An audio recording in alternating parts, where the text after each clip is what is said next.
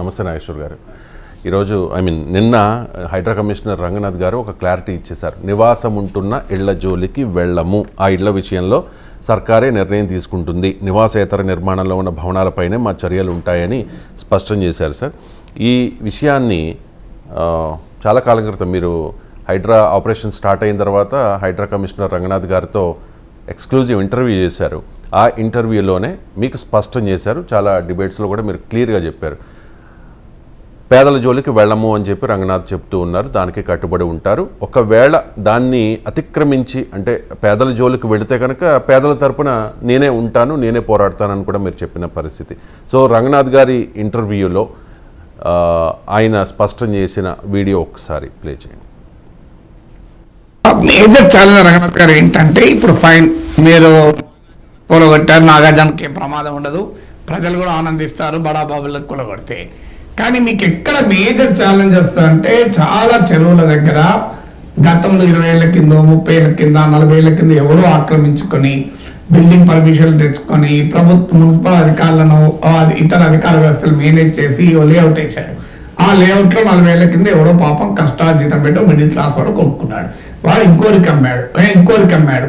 అక్కడ power connection ఇచ్చారు, water connection ఇచ్చారు, అన్ని ఇచ్చారు. ఇప్పుడు వాళ్ళు ఏం చేస్తారు? ఆ పేద మధ్య తరగతి ప్రజలు ఇలా చెరువుల FTA లోపల బఫర్ జోన్లలో నాలాల పైన ఉన్న ఆస్తుల్ని ఏం చేస్తారు అనేది ఇప్పుడు చాలా మంది నుంచి వస్తున్న ప్రశ్న. Right sir. సో దీనికి చాలా సింపుల్ గా మనకి ఏంటంటే చూస్తే, కోర్టు పరంగా చూస్తే కనుక FTA లో వచ్చే ప్రతి స్ట్రక్చర్ తీసేయాలని సుప్రీం కోర్టు కానీ హైకోర్ట్స్ కానీ చెప్తుంటాయి.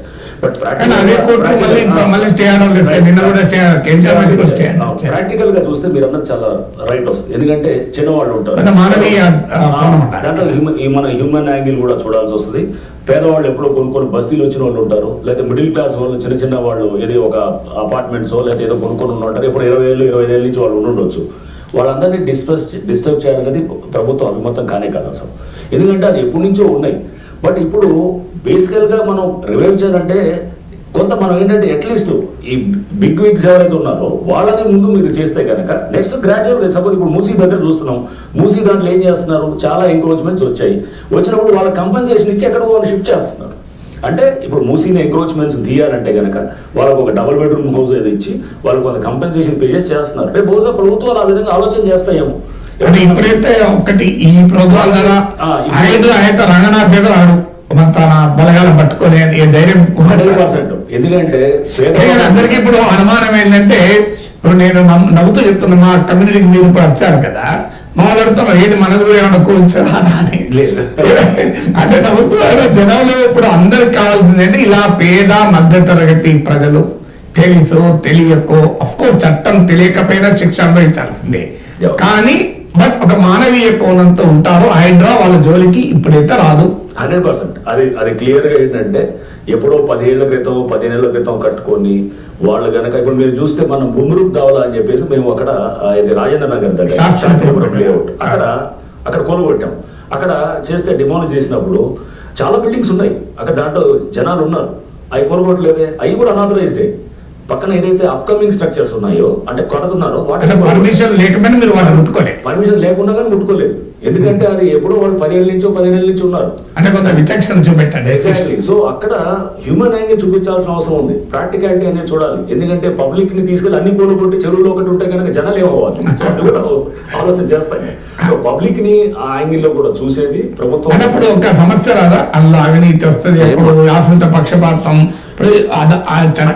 పర్మిషన్ లేని ఏవైనా పర్మిషన్ లేని అంటే మీరు ఒకదాన్ని కూలగొట్టకపోతే కొత్త స్ట్రక్చర్స్ వస్తాయి కనుక దాన్ని చేయాలి. సో మనం పాత స్ట్రక్చర్స్ ని మనం కట్ ఆఫ్ పీరియడ్ పెట్టుకుంటారు. కట్ ఆఫ్ పీరియడ్ అంటే హైడ్రా కాన్స్టిట్యూట్ అయింది July 19th, అప్పటి నుంచి తీసుకోవాలి. హైడ్రా పుట్టినప్పటి నుంచి అంటే మీరు అంతే నేచురల్ గా ఆ టైం నుంచి ఏదైతే కొత్త స్ట్రక్చర్స్ వస్తున్నాయో అన్నిటి కూడా డిమాలిష్ చేయాలి. అంటే హైడ్రా పుట్టే సమయానికి నిర్మాణంలో ఉన్నది, నిర్మాణం జరుగుతున్నాయి, చేసినవి కూడా అన్ని అయ్యే ఉన్నాయి. మీరు చూస్తే కనుక ఆల్రెడీ అంతకు ముందే నిర్మాణం పూర్తయిన వాటిని ముట్టుకోరు.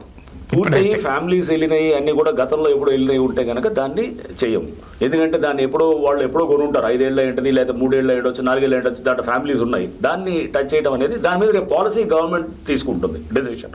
బట్ మేము క్లియర్గా ఏంటంటే అప్కమింగ్ స్ట్రక్చర్స్ ఏదైతే ఉన్నాయో వాటిని ముందు చెక్ చేయకపోతే ఇంకా దీనికి అంత ఉండదు. లేకపోతే ఎక్కడే ఆపుతాం మనం దీన్ని. ఆపడానికి ముందు అప్కమింగ్ స్ట్రక్చర్స్ మీద మనం పోదాం. కానీ ఇక్కడ ఒక మేజర్ ఛాలెంజ్ రంగనాథ్ గారు ఏంటంటే, ఇప్పుడు ఫైన్ మీరు నాగార్జున కూలగొట్టారు, నాగార్జునకి ఏం ప్రమాదం ఉండదు, ప్రజలు కూడా ఆనందిస్తారు బడాబాబులకు కూలగొడితే. కానీ మీకు ఎక్కడ మేజర్ ఛాలెంజ్ వస్తుందంటే, చాలా చెరువుల దగ్గర ఇంటర్వ్యూలో చాలా క్లియర్గా రంగనాథ్ గారు చెప్పేశారు, పేదల జోలికి వెళ్ళము అని చెప్పి. ఈ స్టేట్మెంట్తో కొన్ని వేల మంది ఊపిరి పీల్చుకున్నారు సార్. నిన్న మళ్ళీ కూడా స్టేట్మెంట్ ఇచ్చింది ఏంటి అంటే, నివాసం ఉన్న పేదల ఇల్లే కాదు, నిన్న చెప్పింది అంటే నివాసం ఉన్న ఇళ్ళ జోలికి వెళ్ళము అనే స్టేట్మెంట్ క్లియర్గా ఇచ్చారు. ఇది హైడ్రా అఫీషియల్ స్టేట్మెంట్. నిన్న కూడా సున్నం చెరువులో మనం చూసాం, 5 విల్లాలకు కూలగొట్టలే అక్రమం అని తేలినా కూడా, ఎందుకంటే అవి అందులో నివాసం ఉంటున్నారు అని. ఈ మాట నేను వాస్తవంగా చాలా రోజుల క్రితం చేసిన ఇంటర్వ్యూ. చాలా రోజులు అంటే ఈ మధ్యనే కావచ్చు, కానీ కొన్ని రోజులైతే చాలా అనలేము, కొన్ని రోజుల క్రితం చేసిన ఇంటర్వ్యూ. ఇప్పటికి 7 లక్షల మంది చూసిన ఇంటర్వ్యూ. నా ఛానల్లోనే 7 లక్షలు చూశారు. ఇందులో ముక్కలుగా కట్ అయ్యి ఇంకా చాలామంది చూశారు. ఇందులో ఏదో ఒక చిన్న ముక్క చూసి మాట్లాడకండి దయచేసి. మీరు ఎవరైనా, ఇది కూడా ఒక చిన్న ముక్కే, అది 1 అవర్ ఇంటర్వ్యూలో 4 నిమిషాలు. ఇది వాస్తవంగా ఈ 1 అవర్ ఇంటర్వ్యూలో పబ్లిక్ డొమైన్లో ఉన్న ప్రతి ప్రశ్న అడిగాను. There is no question left. ముందు ప్రశ్నలు ఇన్వైట్ చేశాను. నేనే ఒక 10 ప్రశ్నలు ఐడెంటిఫై చేసి హైడ్రా కమిషనర్కు 10 ప్రశ్నలు అని కూడా ఒక వీడియో పెట్టాను. దాన్ని దాదాపు 1 లక్ష మంది చూశారు. తర్వాత జనం నుంచి ఇన్వైట్ చేస్తే 1000కి పైగా ప్రశ్నలు వచ్చాయి. అవన్నీ వడపోసి అందులో చాలా రిపిటేషన్ ఉంటే తీసేసి దాని నుంచి నాకు తెలిసిన జనం అడిగిన ప్రశ్నలన్నీ ఆయన ముందర పెట్టాను. సో ఇందులో మీరు ఏ క్వశ్చన్ వదలలే వీళ్ళు అడుగుతున్నాయి. సో అందులో అన్ని ఛానళ్ళ కన్నా ముందు చాలా ముందు ఇది ఇప్పుడంటే నిన్న క్లారిఫికేషన్ అఫీషియల్ స్టేట్మెంట్ మళ్ళీ ఇచ్చారు. పేదల మధ్యతరగతి ఇళ్ళ జోలికి పోము, ఇది 100% అని అనిపించాను. అన్నాకనే నేను హైడ్రాను సమర్థించడం మొదలుపెట్టాను. సో అంతదాకా నేను హైడ్రా చర్యలపైన నా క్వశ్చన్ కూడా అదే. సో మరి ఇంత క్లియర్గా ఉన్నా కూడా పేదల ఇళ్ళకు పోయారు అన్న రోజు ఎక్కడో ఒక చోట వస్తాను. నేను ఇప్పటికీ అపీల్ ఏంటంటే, నిన్న పెద్దలు హరగోపాల్ సార్ నాకు ఫోన్ చేశారు.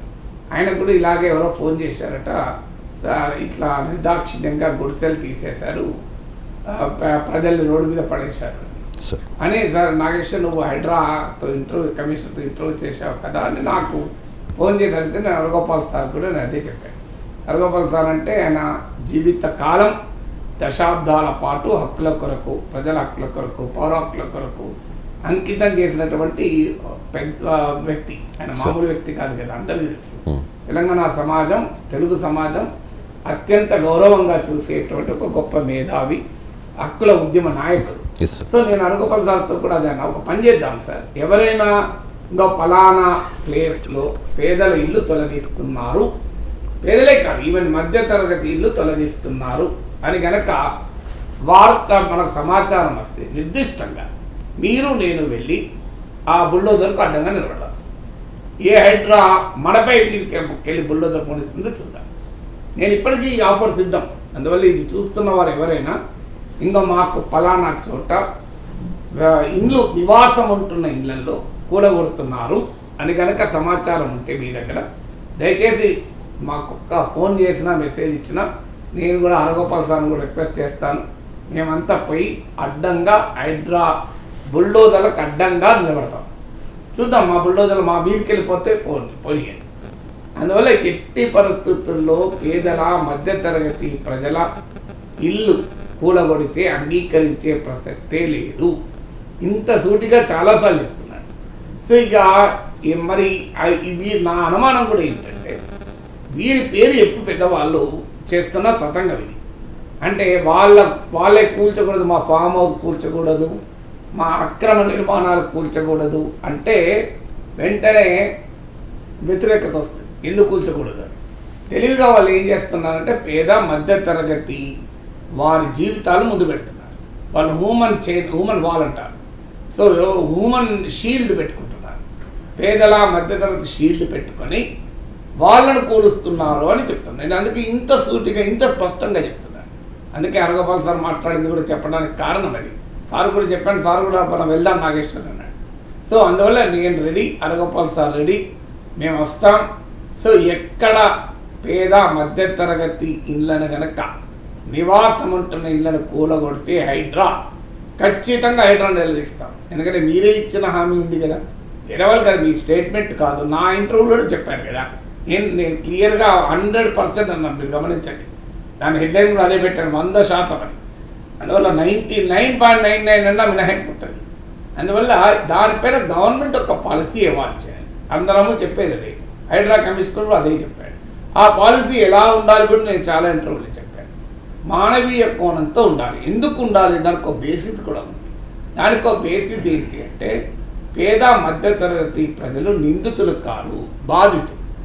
అంటే ఎలా నిందితులు కాదు? మన చట్టం తెలియకపోయినా శిక్ష అంటారు కదా, ignorance of law is not an excuse for punishment అని చట్టం చెప్తుంది. కానీ ఈ వ్యవస్థ యొక్క దౌర్భాగ్యం వల్ల వారు బాధితులు అంటారు. ఎందుకంటే ఇదే వ్యవస్థ అనుమతులు ఇచ్చింది, ఇదే వ్యవస్థ పవర్ కనెక్షన్ ఇచ్చింది, ఇదే వ్యవస్థ వాటర్ కనెక్షన్ ఇచ్చింది, ఇదే వ్యవస్థ ప్రాపర్టీ ట్యాక్స్ వసూలు చేసింది. మరి ఇది వ్యవస్థను మొదలు శిక్షించండి, వ్యక్తులు శిక్షించే ముందు.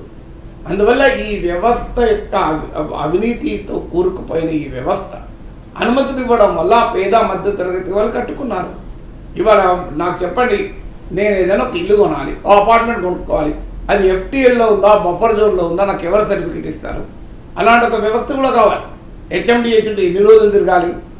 అందువల్ల ప్రభుత్వానికి నా సూచన ఏంటంటే, ఏదైనా హైదరాబాద్ నగరంలో ఇల్లు కట్టుకోవాలనుకున్న వాళ్ళు మీ సేవా కేంద్రంలో ఒక 10 రూపాయలు, ఎక్కువ కూడా అవుతుంది, 10 రూపాయలు చెల్లించి లేదా ఒక 25 రూపాయలు చెల్లించి ఫీజు కడితే HMDA క్లియర్గా సర్టిఫికెట్ ఇవ్వాలి. This is not in FTL or buffer zone. ఎందుకంటే ఎట్లా తెలియాలి నాకు? మీరు ఎవరు FTL ఉన్నదంటారు, ఎవరు లేదంటారు. ప్రభుత్వాలు మారిపోతాయి, ఇరిగేషన్ డిపార్ట్మెంట్ లేదు, రెవెన్యూ డిపార్ట్మెంట్ లేదు. ఇంకో ఈ సర్టిఫికెట్ కనుక ఉంటే నాకు ఫ్యూచర్లో హైడ్రా వస్తే ఇంకో చూడు ప్రభుత్వం ఇచ్చిన సర్టిఫికెట్ కూల్చడానికి వీలు లేదు, కూలిస్తే ఇందుకు 10 రెట్లు ఎక్కువ నష్టపరిహారం ఇవ్వాలి. ఇది అకౌంటబుల్ చేద్దాం. మీరు కూల్చడం ఒకటే కాదు ప్రభుత్వం చేయాల్సిన పని. ఏది FTL ఏది బఫర్తో సామాన్యుడికి ఎలా తెలుస్తుంది? ఇవాళ కూడా పత్రికలు వచ్చింది చూడండి, రిజిస్ట్రేషన్లు పడిపోయాయి. ఎందుకు పడిపోతున్నాయి రిజిస్ట్రేషన్లు? ప్రజలు చెరువులో కూల్చొద్దు అని రిజిస్ట్రేషన్ చేసుకోవడం లేదని కాదు. లేక్ వ్యూ అని పెడితే అపార్ట్మెంట్లకు ప్రీమియం ఉంటుంది. మీరు ఏ బిగ్ బిల్డర్ రియల్ ఎస్టేట్ వెంచర్లకని వెళ్ళండి, లేక్ వ్యూ అని ఉండండి, దానికి రేట్ ఎక్కువ ఉంటుంది. పార్క్ వ్యూ ఎక్కువ ఉంటుంది. ఎలాగైతే ఈస్ట్ ఫేసింగ్ ఎక్కువ ఉంటుందో, ఎక్కడైనా చెరువు పక్కన కట్టిన ఇళ్లకు రేట్ ఎక్కువ ఉంటుంది, చెరువు పక్కన కట్టిన వెంచర్లకు రేట్ ఎక్కువ ఉంటుంది. ఎందుకంటే దాని ప్రకృతి కదా. అందువల్ల ఈవెన్ సైకాలజీ స్టడీ చెప్తున్నాయి, చెరువును మానసిక ఉల్లాసం కావాలి, డిప్రెషన్ యాంగ్జైటీ నుంచి బయటపడాలంటే నేచర్కు ఎక్స్పోజ్ కావాలి. ఓ చెరువు, ఆ చెట్లు, ప్రకృతి. అందువల్ల వాటి రేట్ ఎక్కువ ఉంటుంది. మరి నేనంటున్న సింపుల్ క్వశ్చన్ ఏంటంటే, నాకు ఎలా తెలియాలి? ఇప్పుడు నాకు FTL ఏది, బఫర్ జోన్ ఎలా తెలియాలి? అందుకే తక్షణం ప్రభుత్వానికి నా విజ్ఞప్తి ఏంటంటే, మీరు మీ సేవలో ఒక సర్వీస్ ఓపెన్ చేయండి. నేను HMDH ఎవరు తిరగాలి? HMDA వాళ్ళు ఓరగా చెప్తే నిజమైన గ్యారంటీ ఏంటి? ఇవాళ ఉన్న అధికారము అది FTL కాదంటాడు, రేపొచ్చిన అధికారం మళ్ళీ FTL అంటాడు. ఎవరు భరించాలండి ఇది? నేను ఇప్పుడు ఎలాగైతే ఎన్కంబరెన్స్ సర్టిఫికేట్ ఉంటుంది EC అని, ఆ ల్యాండ్ ఓనర్ ఎవరు అని, ఏ ల్యాండ్ అయినా మీ ల్యాండ్ కూడా నేను కావాలంటే EC తీసుకోవచ్చు. నా ల్యాండ్ మీద నేను EC తీసుకోవాల్సిన అవసరం లేదు. ఇలా నేను ల్యాండ్ కొనాలి అంటే మీ సేవలు అప్లై చేస్తే నాకు ఆ ల్యాండ్ ఓనర్లు ఎవరో అని ఎన్కంబరెన్స్ సర్టిఫికేట్ వస్తుంది. అలాగే FTL బఫర్ జోన్ సర్టిఫికేట్ కావాలి, ఇవ్వాలి ప్రభుత్వం. నిజంగా ఒక వారం తీసుకోండి, మీరు వెరిఫై చేయండి. మాకు ఆ సర్టిఫికేట్ ఇస్తే మాత్రం బాధ్యత వ్యక్తిది కాదు, ప్రభుత్వం. సో ఈ ఫెసిలిటీ అర్జెంటుగా స్టార్ట్ కావాలి, లేకపోతే మీకు రిజిస్ట్రేషన్ ఇంకా పడిపోతాయి. ఎందుకంటే జనానికి భయం ఉంటుంది కదా, నేను కొంటున్నది FTL బఫర్ జోన్ అని, ఏ చెరువు ఎక్కడ వస్తుందో నాకు తెలియదు. నేను హైడ్రా వచ్చాక నాకే భయం వేసింది. నేనుంటున్న అపార్ట్మెంట్ కూడా FTL, ఎందుకంటే ఆయన మల్కంచెరువుకు దగ్గరలో ఉంటుంది. దగ్గర అంటే చాలా దూరం ఉంటుంది, రోడ్డు కట్ సైడ్ ఇది ఉంటే ఇటు సైడ్ ఉంటే నాకే డౌట్ వచ్చింది. ఇది అరే ఇది ఏమన్నా మరి ఆ మల్కంచెరు ఇక్కడ వస్తుందా అని. సో ఎవరికైనా మధ్యలో పెద్ద బ్రిడ్జ్ ఉంది, పెద్ద ఫ్లైఓవర్ ఉంది, అయినా కూడా డౌట్ వచ్చింది. అందువల్ల ఎవరికైనా ఈ అనుమానం ఉంటుంది కదా. ఈ అనుమానం పోవాలంటే ఎన్కంబరెన్స్ సర్టిఫికేట్ లాగా FTL certificate, buffer zone certificate ఇవ్వాలి. లేదా ప్రభుత్వాన్ని బాధ్యత మీరు కూల్చడమే కాదు కదా. సో అందువల్ల మనము ఏది కావాలో అడుగుదాం. పేద మధ్యతరగతి ప్రజలకు ఏ రక్షణ కావాలి, వీల్ డిమాండ్. కానీ పేదల మధ్యతరగతిని చూపెట్టి బడాబాబులు ఆక్రమించుకున్న ఆక్రమణలను మనం సమర్థించకూడదు. అన్ఫార్చునేట్లీ రాజకీయ వ్యవస్థ కూడా దేనికి దోహదం చేయాలి? మీరు ఎటువైపు ఉంటారు? మీరు పేద మధ్యతరగతి ప్రజలు ఎందుకు ఇదంటే దీనికి ఒక కాన్సెప్ట్ కూడా ఉంది. వీటిని చెరువులు, పార్కులు, ప్రభుత్వ భూములు, వీటిని కామన్ ప్రాపర్టీ రిసోర్సెస్ అంటారు. ఇవాళ ఒక ఫామ్ హౌస్ ఉన్నవాడికి సంతగా బ్యూటిఫుల్ గార్డెన్ ఉంటుంది, ఒక పెద్ద ఇండిపెండెంట్ హౌస్ ఉన్నవారికి, లేదా ఒక విల్లాస్ ఉన్నవారికి ఒక గార్డెన్ ఉంటుంది, లంగ్ స్పేస్ అంటారు. సాయంత్రం వెళ్తే ఆడ గాలి పీల్చుకోవాలి. ఒక 100 అడుగుల ల్యాండ్లో చిన్న ఇల్లు కట్టుకున్న వాడికి నీకు గాలి పిలవాడు ఎక్కడికి పోవాలండి? సో నీకు మీలాగా ఫామ్ హౌస్లు ఉన్నాయా? మీలాగా ఇంటి చుట్టూ గార్డెన్ ఉందా? ఎక్కడికి పోతాడు? ఓ పబ్లిక్ పార్క్కు పోతాడు. ఆ పబ్లిక్ పార్క్ పై గాలి పీలుస్తాడు. ఒక చెరువు దగ్గరకు పోయి సెలవు తీర్చుకుంటాడు. మీరు పెద్ద పెద్ద ఫామ్ హౌస్లో పాండ్స్ ఉంటాయి, స్విమ్మింగ్ పూల్స్ ఉంటాయి. మీకేమో సొంత పాండ్స్, స్విమ్మింగ్ పూల్స్ ఉంటాయి కనుక మీరు ఎంజాయ్ చేస్తారు. మరి పేదవాడు ఎక్కడ ఎంజాయ్ చేయాలి? పేదవాడు స్విమ్మింగ్ చేయాలంటే ఎక్కడికి పోవాలి? పేదవాడు ఒక ప్రశాంతంగా గడపాలంటే ఎక్కడికి పోవాలి? ఒక పేదవాడు కానీ మధ్యతరగతి వాడు ఒక చెరువు పక్కన పోయి ఆ చెరువు కనుక కలుషితం కాకపోతే, దుర్గంధం కాకపోతే ఆ చెరువు పక్కన కూర్చొని కొద్దిగా సెదరించుకుంటాడు. ఆ చెరువు కనుక మీరు బ్యూటిఫై చేసి చుట్టూ ఒక పార్క్ పెడితే, అందుకే వీటి కామన్ ప్రాపర్టీ రిసోర్సెస్ అంటారు. ఆ చెరువు చుట్టూ వాకింగ్ చేస్తాడు. నీకంటే పెద్ద ఇల్లు కొన్ని ఇంటి చుట్టూ వాకింగ్ చేసుకుంటావు, నీకు ఫామ్ హౌస్లో వాకింగ్ చేసుకుంటావు, నీకున్న పెద్ద కమ్యూనిటీలో, గేటెడ్ కమ్యూనిటీలో వాకింగ్ చేసుకుంటావు. పేదవాడు ఎక్కడ వాకింగ్ చేసుకోవాలి? ఒక 100 గజాలు 200 గజాల ఇల్లున్న వ్యక్తి రోడ్డు మీద వాకింగ్ చేస్తే కాలుష్యం ఉంటుంది, ఏ వాహనం ఎప్పుడొస్తో కొట్టదు. మరి ఏం చేయాలి? అక్కడ పబ్లిక్ పార్కో లేకుంటే ఒక చెరువు చుట్టూ ఉన్నటువంటి బండి పైన వాకింగ్ చేస్తాడు. సాయంత్రం పూట చెరువు దగ్గరికి పోయి ఇంత పిల్లలు తీసుకుపోయి ఆడించుకుంటాడు. వీటినే కామన్ ప్రాపర్టీ రిసోర్సెస్ అంటారు. ఈ కామన్ ప్రాపర్టీ రిసోర్సెస్ ప్రజల ఆస్తులు. వీటిని కాపాడడం ద్వారా పేద మధ్యతరగతి ప్రజల ప్రయోజనాలు కాపాడినట్టు. గ్రౌండ్ వాటర్ ఇవాళ డబ్బున్నవాడు 1000 అడుగుల వరకు కూడా బోర్వెల్ వేస్తాడు, 1500 అడుగులు బోర్వెల్ వేస్తాడు, ఏది వాటర్ పైకి లాగుతాడు. మీరు పెద్ద పెద్ద వెంచర్లు చూడండి, పెద్ద పెద్ద అపార్ట్మెంట్ కాంప్లెక్స్లు చూడండి, ఒక 5 బోర్లు వేసి పడేసి మొత్తం భూగర్భంలో నీళ్ళంతా లాగి పడేస్తాడు. కానీ ఒక 100 గజాల ఇంట్లో, 200 గజాల ఇంట్లో ఉన్న మిడిల్ క్లాస్ పర్సన్, ఒక గుడిసెలో ఉన్న పేదవాడు బోరేసుకోగలడా? పేదవాడైతే బోరు కూడా వేసుకోలేడు. పోనీ 200 గజాల ఇంట్లో ఉన్నవాడు బోరేసుకోగలుగుతాడు. ఎక్కడ వేసుకోగలుగుతాడు? 500 వేసుకోగలుగుతాడు, 1000 వేసుకోగలడా? 4 బోర్లు వేసుకోగలడా? 4 బోర్లు వేసుకునే ప్లేస్ ఉంటుందా? మీకు ఇక్కడ వీళ్ళకి ఎవరికి కావాలి? వాళ్ళకి ఏం కావాలి? వాళ్ళకు భూగర్భ జలాలు పైకి ఉంటే ఒక 200 300 వేసుకుంటే నీళ్ళు వస్తాయి. ఇవాళ 1000 అడుగులో నీళ్ళు వేసుకుంటే మిడిల్ క్లాస్ ప్రాబ్లం అంటే పవర్ బిల్ కూడా పెరుగుతుంది. ఇప్పుడు బోర్వెల్ వేయడానికి ఖర్చు ఒకటే కాదు, 1500 అడుగుల లోతును బోర్ వేసుకొని వాటర్ తీయాలంటే రోజు ఎంత పవర్ బిల్ కట్టాల్సి వస్తుంది. అంటే పేదవాడికి భూగర్భ జలాలు పెరగడం మధ్యతరగతి ప్రయోజనాలు, పేదవాడి ప్రయోజనాలు. ఎందుకంటే ఒక 200 అడుగుల్లో నీళ్ళు వస్తే నీకు ఎంత హాయిగా ఉంటుంది. మరి భూగర్భ జలాలు ఎలా పెరుగుతాయి? చెరువులు పెరుగుతాయి, పార్కులు పెరుగుతాయి, గ్రీనరీ పెరుగుతుంది. భూమి ఎక్కడికక్కడికి వాటర్ ఇనికే ప్రదేశాలు, ఓపెన్ ప్లేసెస్ ఉంటే పెరుగుతుంది. అందువల్ల మేము ఎందుకు సమర్థిస్తున్నాను? రీజనింగ్ ఉంది దీనికి. ప్రభుత్వం ఏం చేస్తుంది, ముఖ్యమంత్రులు ఏం చేస్తున్నారు, ఎవరు రాజకీయాలని మాకు అనవసరం. ఈ కామన్ ప్రాపర్టీ రిసోర్సెస్ను కాపాడడం ద్వారా పూర్ అండ్ మిడిల్ క్లాస్ ప్రయోజనాలు నిలబడతాయి. పూర్ అండ్ మిడిల్ క్లాస్ ప్రయోజనాలు నిలబడాలి అంటే కామన్ ప్రాపర్టీ రిసోర్సెస్ కాపాడాలి. అది భూగర్భ జలాలు కావచ్చు, అది చెరువు కావచ్చు, అది పార్క్ కావచ్చు, అది ఓపెన్ ప్లేస్ కావచ్చు. సో మీకు డబ్బున్నవాడు తన బిడ్డను తీసుకుపోయి స్పోర్ట్స్ అకాడమీలో చేర్పిస్తాడు, ట్రైన్ చేసుకుంటాడు. పేదవాడు క్రికెట్ ఎక్కడ ఆడాలి? పేదవాడు ఫుట్బాల్ ఎక్కడ ఆడాలి? మధ్యతరగతి బిడ్డ ఎక్కడ ఆడాలి ఫుట్బాల్ పై?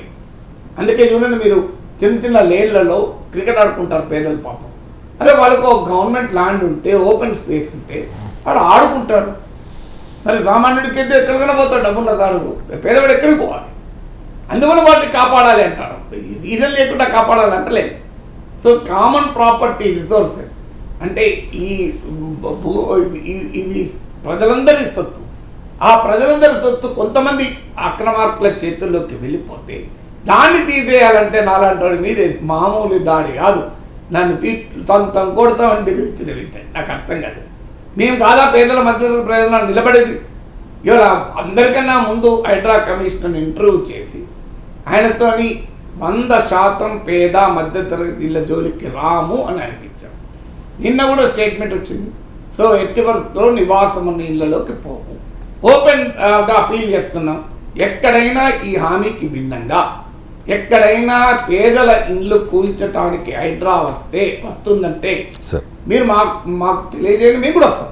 నేనే కాదు, ప్రజల కోసం పోరాడే వాళ్ళు, ఏ రాజకీయాలకు సంబంధం లేని పౌర హక్కులు, ప్రజా హక్కులు, మానవ హక్కులు, ఇలాంటి సమాజంలో ప్రజల కొరకు నిరంతరం పోరాడే వాళ్ళు చాలా మంది ఉన్నాం. సార్ నాకు డౌట్ సార్, ఇక్కడ హైడ్రా ఈ తాజా ప్రకటనతో చాలా మంది ధైర్యంగా ఉన్నారు, FTL బఫర్ జోన్లలో నివాసం ఉంటున్న వాళ్ళు. కానీ ఇక్కడ ఒక ట్విస్ట్ ఇచ్చారు సార్, ఆ ఇళ్ల విషయంలో సర్కారే నిర్ణయం తీసుకుంటుంది, హైడ్రా అయితే కూల్చదు, సర్కార్ నిర్ణయం తీసుకోవడం అంటే ఏంటంటే ఏం చేయాలి. తప్పనిసరి పరిస్థితుల్లో రోజు వరదలు వస్తుంది ఇంటికి ప్రతి ఇయర్. అప్పుడు ఏం చేయాలి? ఆ సిచ్యువేషన్ వచ్చినప్పుడు గవర్నమెంట్ ఒక పాలసీ ఇవ్వాలి. ఏమి ఇవ్వాలి చేయాలని చాలాసార్లు చెప్పాను. 100 గజాల ల్యాండ్ ఉన్న ఇల్లు తీయాలంటే 200 గజాల ల్యాండ్ ఇవ్వండి. ఆడ ప్రాపర్టీకి ఇంకా ఒక 100 గజాల ఇంట్లో 800 SFT ఇల్లు కట్టుకోవడం ఒక అతను జీవిస్తున్నాడు. మీరు 200 గజాలు ఇవ్వండి, 1500 SFT ఇల్లు కట్టియండి, ఇలా పోడండి, సంతోషంగా వెళ్తాడు. అవునా కదా? మీకు బెటర్ లైఫ్ ఇవ్వండి. ఇదేమీ నేను చెప్తున్నది కాదు, వరల్డ్ బ్యాంక్ లిటరేచర్ చెప్తుంది. టాగో అర్బన్ అండ్ ప్రాజెక్ట్ అనేది అర్జెంటీనాలో, సో నాకు గుర్తున్న కొరియాలో అర్జెంటీనాలో ఉంది. అలాగే చైనాలో షూకో ప్రాజెక్ట్ అని, ఇలా వరల్డ్ బ్యాంక్ ఫండెడ్ ఇరిగేషన్ ప్రాజెక్ట్లో డిస్ప్లేస్మెంట్ అయిన వారికి అంతకన్నా బెటర్ లైఫ్ ఇవ్వాలి అని చెప్పారు. సో ఒక నిర్వాసితుడు ఖాళీ చేయాలనుకున్నప్పుడు ఇప్పుడున్న జీవితం కన్నా మెరుగైన జీవితం ఇచ్చామనుకోండి, వెళ్ళరా అండి? సో ఇంత సంతోషంగా వెళ్తారు కదా. Identify the market value of the property, అంతకన్నా బెటర్ ప్రాపర్టీ కల్పించండి.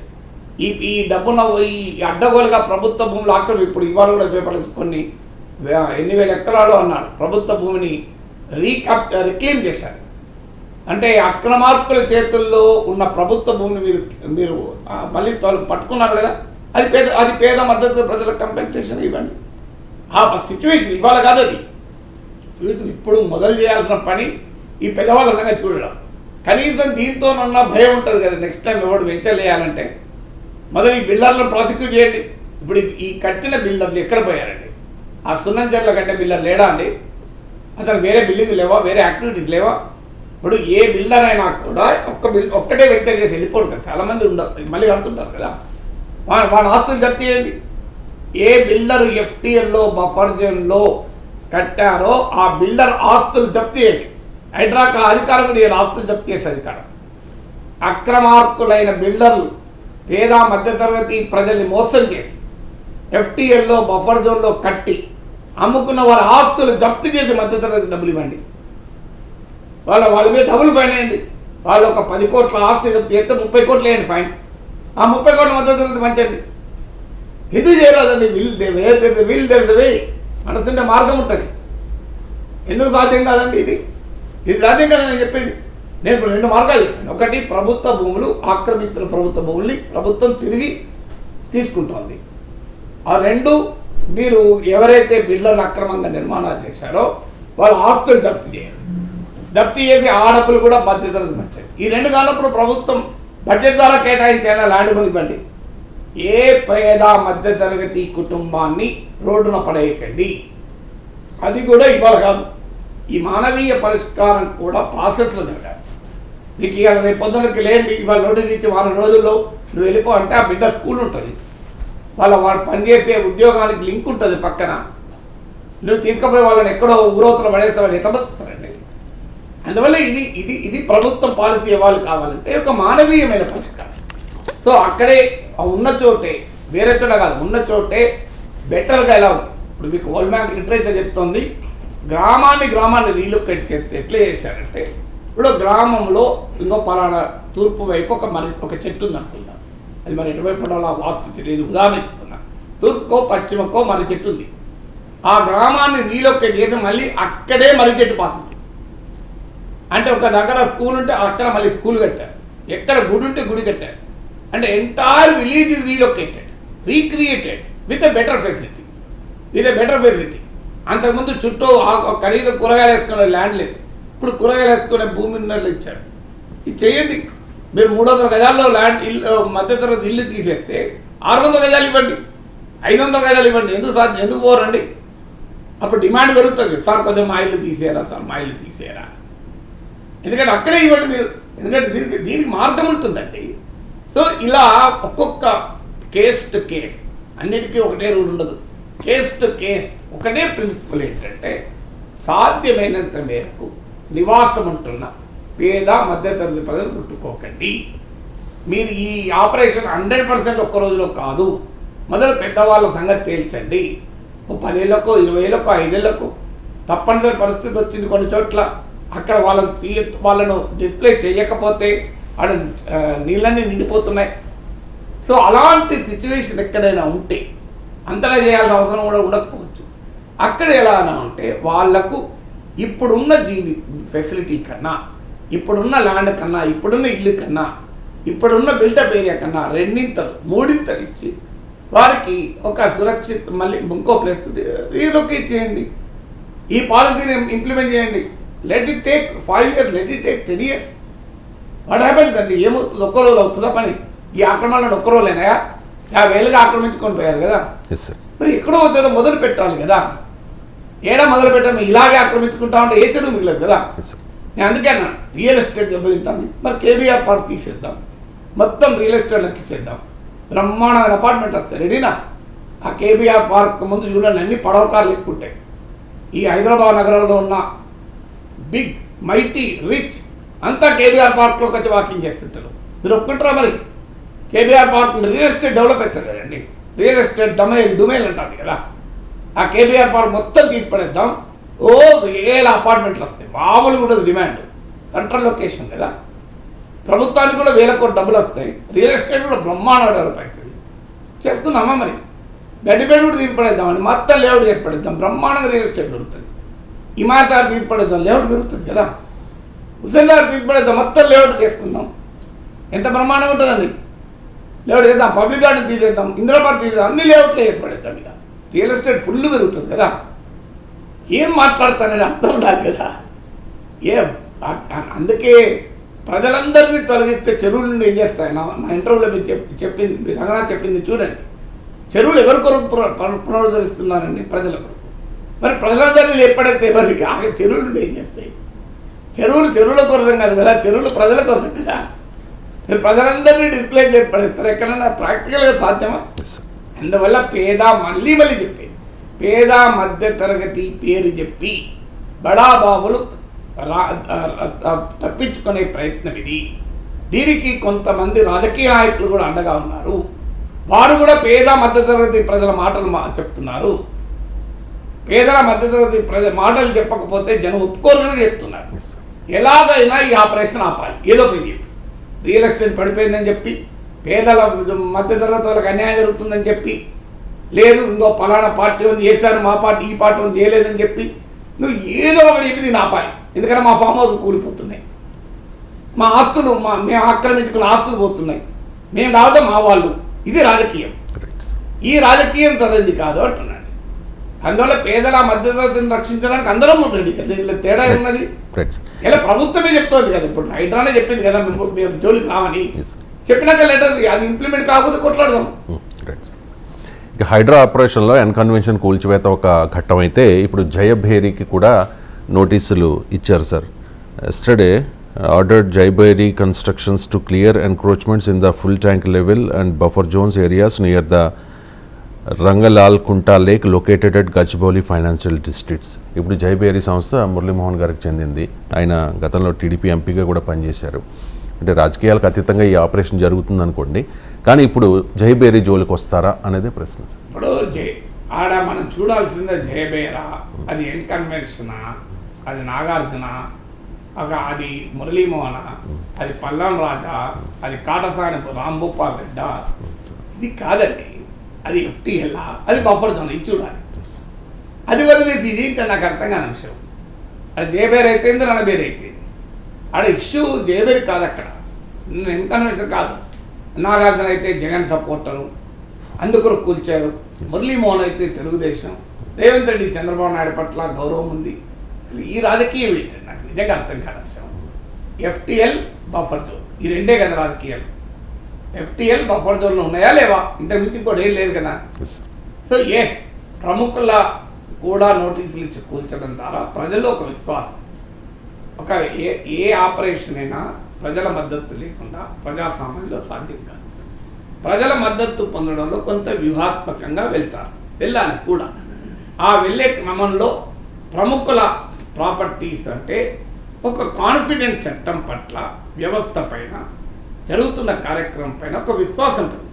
అంటే మన సమాజంలో చట్టాన్ని డబ్బున్న వారి చుట్టం కనుక, న్యాయం డబ్బున్న వారి నేస్తం కనుక, వ్యవస్థలు డబ్బున్న వారి ముందు దాసోహం కనుక, ఇది నమ్మకం ప్రజల్లో కలగదు. ఏ ఆపరేషన్ పైన మనకు అనుమానంతోనే చూస్తాం. సో ఆ ఆపరేషన్ ఏమో, దీని వెనకాల ఏముందో, ఇది మా దగ్గరికి వస్తుంది తప్ప వాళ్ళ దగ్గరికి పోతుందా, ఇది జెన్యున్ అప్రిహెన్షన్, తప్పలేదు. ఎందుకంటే వ్యవస్థలు అలా ఉన్నాయి కదా.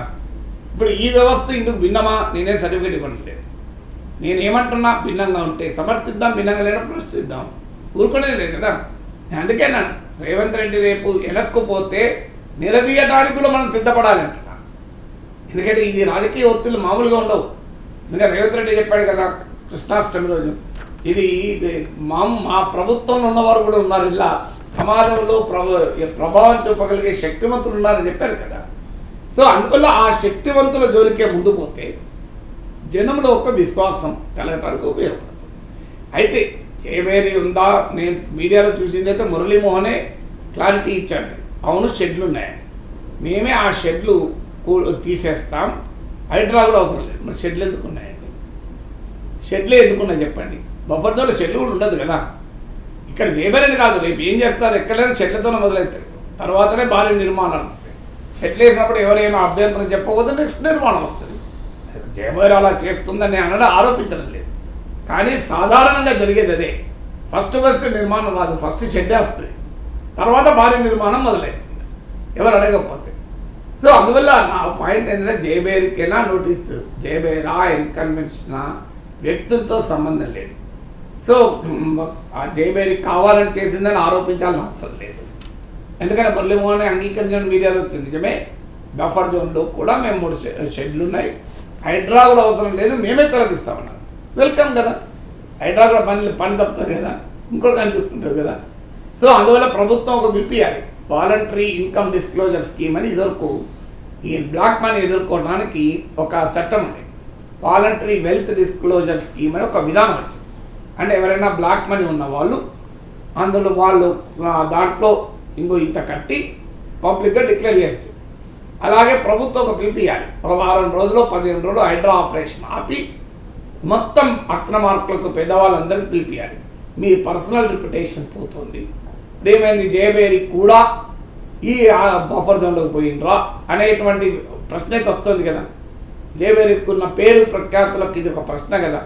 నాగార్జున కూడా ఏమన్నా ట్వీట్లో మా పర్సనల్ రిప్యుటేషన్ అన్నాడు కదా. అందువల్ల నా విజ్ఞప్తి ముఖ్యమంత్రికి ఏంటంటే, ఒక వారమో 12 వారాలు గ్యాప్ ఇవ్వండి.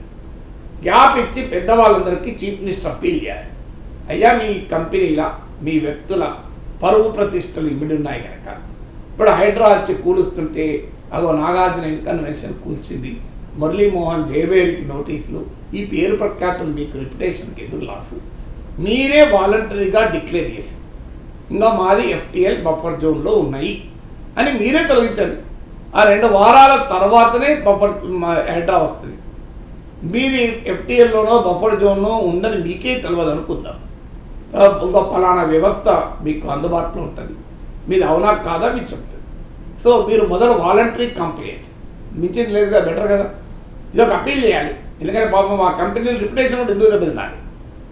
అప్పుడు కొన్ని తెలిసి జరిగిందా, తెలియక జరిగిందా, ఎవడో పట్టించుకోవడని చెప్పి చేశారా మనకు తెలియదు కదా. ఒక కంపెనీ యొక్క రిప్యుటేషన్ కూడా ఛాలెంజ్ అది. ఇది ఇంకా ఇప్పుడు ఏదో కన్స్ట్రక్షన్ సున్నం చెరువులో, ఇప్పుడు ఆ కన్స్ట్రక్షన్ వాడు రేపు ఎక్కడ కట్టినా కూడా కొనేవాడు అనుమానంతో చూస్తారు కదా, అమ్మ వీడు సున్నం చెరువులో కట్టిండి ఇక్కడ ఏ చెరువు ఉందో అని. సో అందువల్ల బిల్డర్లకు కూడా వాళ్ళ రిప్యుటేషన్ ఎందుకు దెబ్బతినాలి? So let the government give a time. మీరే వాలంటరీగా తీసేయండి. ఆ వాలంటరీగా తీసేసినవి కూడా మనం పబ్లిక్ అనౌన్స్ చేయాల్సిన అవసరం లేదు. ఎందుకంటే voluntary income disclosure scheme, voluntary wealth disclosure స్కీమ్లో ఉన్న ప్రొవిజన్ ఏంటంటే అది ఎవరు డిస్క్లోజ్ చేస్తారో చెప్పరు. దానికి క్లాస్ అది బయటికి చెప్పరు. అందుకే ఇది కూడా మీరు ఆఫర్ ఇవ్వండి ప్రభుత్వానికి. ఎవరైనా ఈ 2 వారాల కాలంలో voluntary disclosure of encroachment scheme, VDE, voluntary disclosure of encroachment, అంటే ఒక చెరువు కానీ, పబ్లిక్ పార్క్ కానీ, పబ్లిక్ ప్లేస్ కానీ మీరు ఏదైనా ఆక్రమిస్తే మీరు హైడ్రాకు వాలంటరీగా వచ్చి డిస్క్లోజ్ చేసి మీరే కూడగొడితే 2 వారాల్లోగా అది బయటికి కూడా అనౌన్స్ చేయాలి, మీడియా కూడా కవర్ చేయాలి. ఇట్ విల్ బి ఎందుకంటే మీ రిప్యుటేషన్ పోవద్దు కదా. హైడ్రా అనొక 2 వారాల పాటు ఈ voluntary disclosure of encroachment of public property scheme అని ఒక స్కీమ్ పెట్టాలి ప్రభుత్వం. అయితే దానికి ఏమీ కన్సెషన్ ఇవ్వకూడదు. మీరు ఒక 10 ఎకరాలు ఆక్రమిస్తే 1 ఎకరా మీరే ఉంచుకోండి అని కన్సెషన్ ఇవ్వాల్సిన అవసరం లేదు.